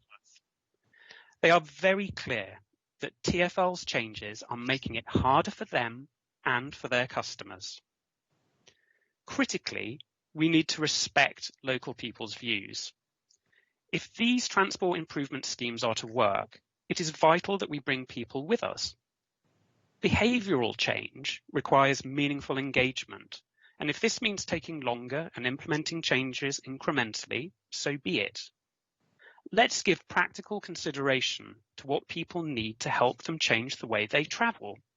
For example, Wandsworth Council has long lobbied for the extension of the Boris Bike schemes to Balham and Tooting, which is long overdue by TfL.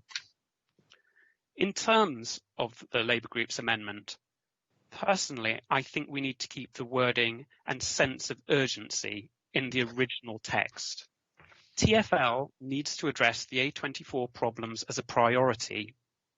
Local people and businesses deserve answers to their questions now, not in 18 months' time.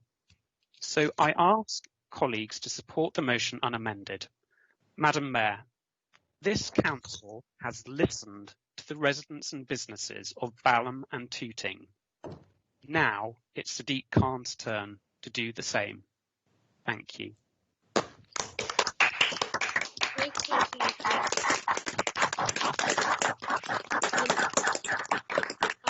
put the amendment to vote by Councillor Cook. Is the amendment agreed?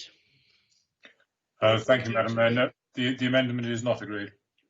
Is there any dissent or abstention from the Conservative group on the voting indicated by Councillor Cook? Councillor Carpenter, is the amendment agreed by your group? We are in favour of our amendment, yes. Is there any dissent or abstention from the Labour group on the voting indicated by Councillor Carpenter? Councillor Grimston, how do you wish to vote? I'm against the amendment. Thank you. So the amendment is not carried. So can I put the motion to be voted by asking Councillor Cook, is the motion agreed? Thank you, Madam Mayor. Yes, the motion is agreed. Is there any dissent or abstention from the Conservative group on the voting indicated by Councillor Cook? Councillor Carpenter, is the motion agreed?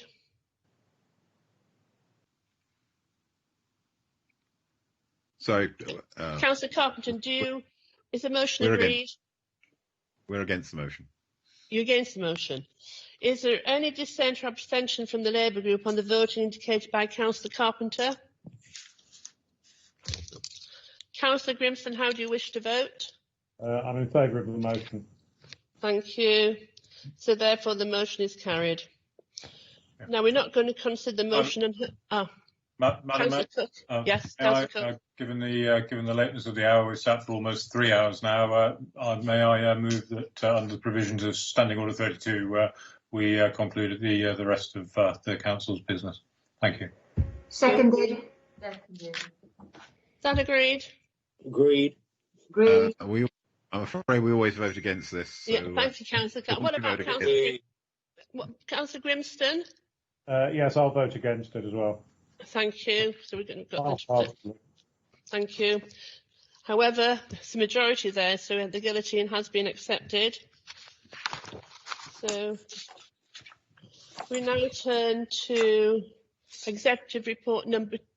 The motion of Holmes. On the motion. So it, needs it won't be discussed. Oh. So you ask Councillor Caddy. Where do we? Yeah. Right. Sorry. Is this on? Yeah. Thank you. The meeting will now consider the motion on Holmes. Can I ask Councillor Caddy to move the Councillor Dawson to second the motion in their names? I formally move the motion. I second the motion, Madam Mayor. An amendment to the motion has also been circulated. Can I ask Councillors MacLeod and White to move and second their amendment? I move the amendment, Madam Mayor. I second the amendment. Thank you. Councillor Councillor Cook, is the amendment agreed? Thank you, Madam Mayor. No, the amendment's not agreed. Is there any dissent or abstention from the Conservative group on the voting indicated by Councillor Cook? No. Councillor Carpenter, is the amendment agreed by your group? Yes, we vote for our amendment. Is there any dissent or abstention from the Labour group on the vote indicated by Councillor Carpenter? Councillor Grimston, how do you wish to vote? I'll vote in favour of the amendment. Thank you. The amendment is not carried. Councillor Cook, is the motion agreed?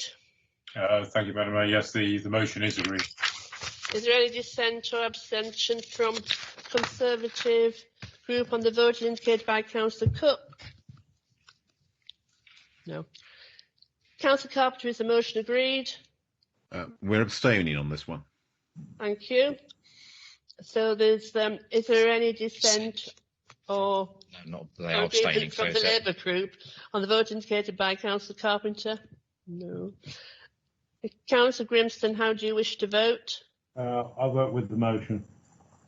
Thank you. So that's the Conservative group plus Councillor Grimston for the motion. Labour group against. Motion's carried. Motion's carried. We now turn to executive report number 2, and I will ask Councillor Sallier to deal with paragraphs 1 and 2 from the report. Thank you, Madam Mayor. So paragraph 1 is for information. Yeah. Agreed? I think, yeah. Agreed. Okay, paragraph 2 Agreed. is also for information. Agreed. So that's fine. So forget that in going to the Want me to say that? housing regeneration next. Housing regeneration, I see Councillor Caddy. Paragraph 3 is for information. Agreed. Agreed. Paragraph 4. Paragraph 4 is for information. Agreed. Paragraph 5. Paragraph 5 is for information. Agreed. We're abstaining on that one. Yes. The Labour Party, do you all agree with Councillor Carpenter? You're going to abstain? Thank you. In the absence, you're allowed strategic planning. Councillor Grimston? Yeah, in favour. Thank you. Yep. So strategic planning. Strategic planning and transportation, OSC, Councillor Locker. Apologies, my iPad has just died, so I'm not sure if the paragraph is for information or for agreement. It's for information. You can read it. Would you like me to read them for you? Thank you, that would be most helpful. No, that's fine.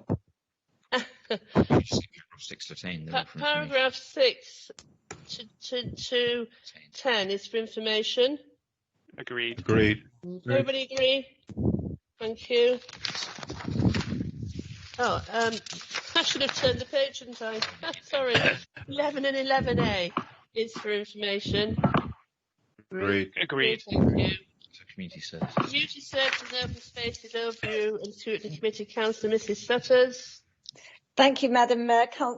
Paragraph 12 for information. Everybody agree? Agreed. Thank you. Education and Children's Services OSC, Councillor Sweet. Paragraph 13 for information. We're against. I We're thought against you would that be. one. And Councillor Grimston. In favour. Paragraph 14. Right, in favour, right. And the majority party. Councillor Cook. Are you in favour? In favour, Madam Mayor, thank you. Right. Are there any objections or abstentions to receiving paragraph 13 and 14? Well, there is. 14 is information. Agreed. Thank you. F. Cross, Councillor O'Brien. Thank you. Paragraph 15 for information. Agreed. Paragraph 16 also for information. Agreed. Thank you. Item 13, Regulatory Licensing Committee Report number 3, Councillor Mrs Graham. For a moment on mute. Councillor Graham, do you want to unmute? I think that's Councillor Lua now. Oh. Not yet. Thank you, Madam Mayor. Not yet. Paragraph 1 is for information. Agreed. Agreed. Item 14, planning applications. Councillor Thank you. Hopkins. Thank you, Madam Mayor. Paragraphs 1 to 7 for information. Agreed. Thank you. Item 15, Joint Pensions Committee Report number 5, Councillor Senior. Thank you, Madam Mayor. We have been working extremely hard, I can tell you, but the report is for information. Agreed. Paragraph 1 to 6 for information. Agreed. Thank you. Item 16, Health and Wellbeing Board Report number 6, Councillor Sallier. Right, thank you. Paragraph 1 is for information. Agreed. Paragraph 2 is for information. Agreed. And paragraph 3 is also for information. Agreed. Thank you.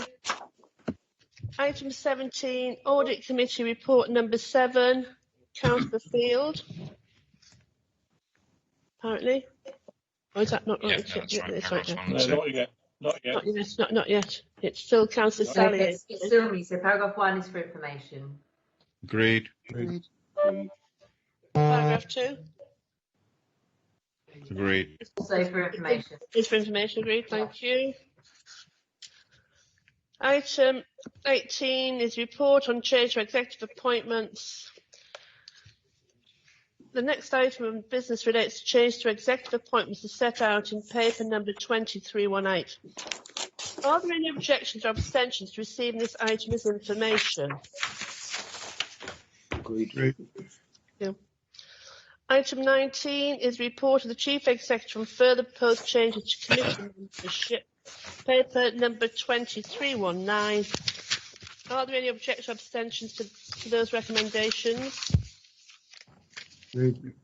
In the absence of any objections or abstentions, I will record that the recommendations are approved. Thank you, councillors. That concludes the business for this evening, and hopefully our next meeting will be a hybrid meeting. Okay, thank you. Bye-bye. Thank you. Good night. Thank you, Madam Thank you, Madam Mayor. Good night, Good night. everybody. Thank you, Madam Mayor. Good night. Thank you, Madam Good Mayor. night, Madam Mayor. Thank you, Madam Mayor. Thank you, Madam Mayor.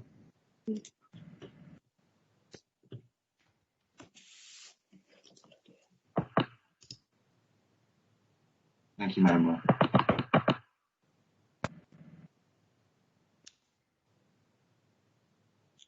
Thank you, Madam Mayor. I'll unmute you there now. I think they're all gone now. Are they all gone? Yeah, okay. Yeah. Oh, no, we haven't.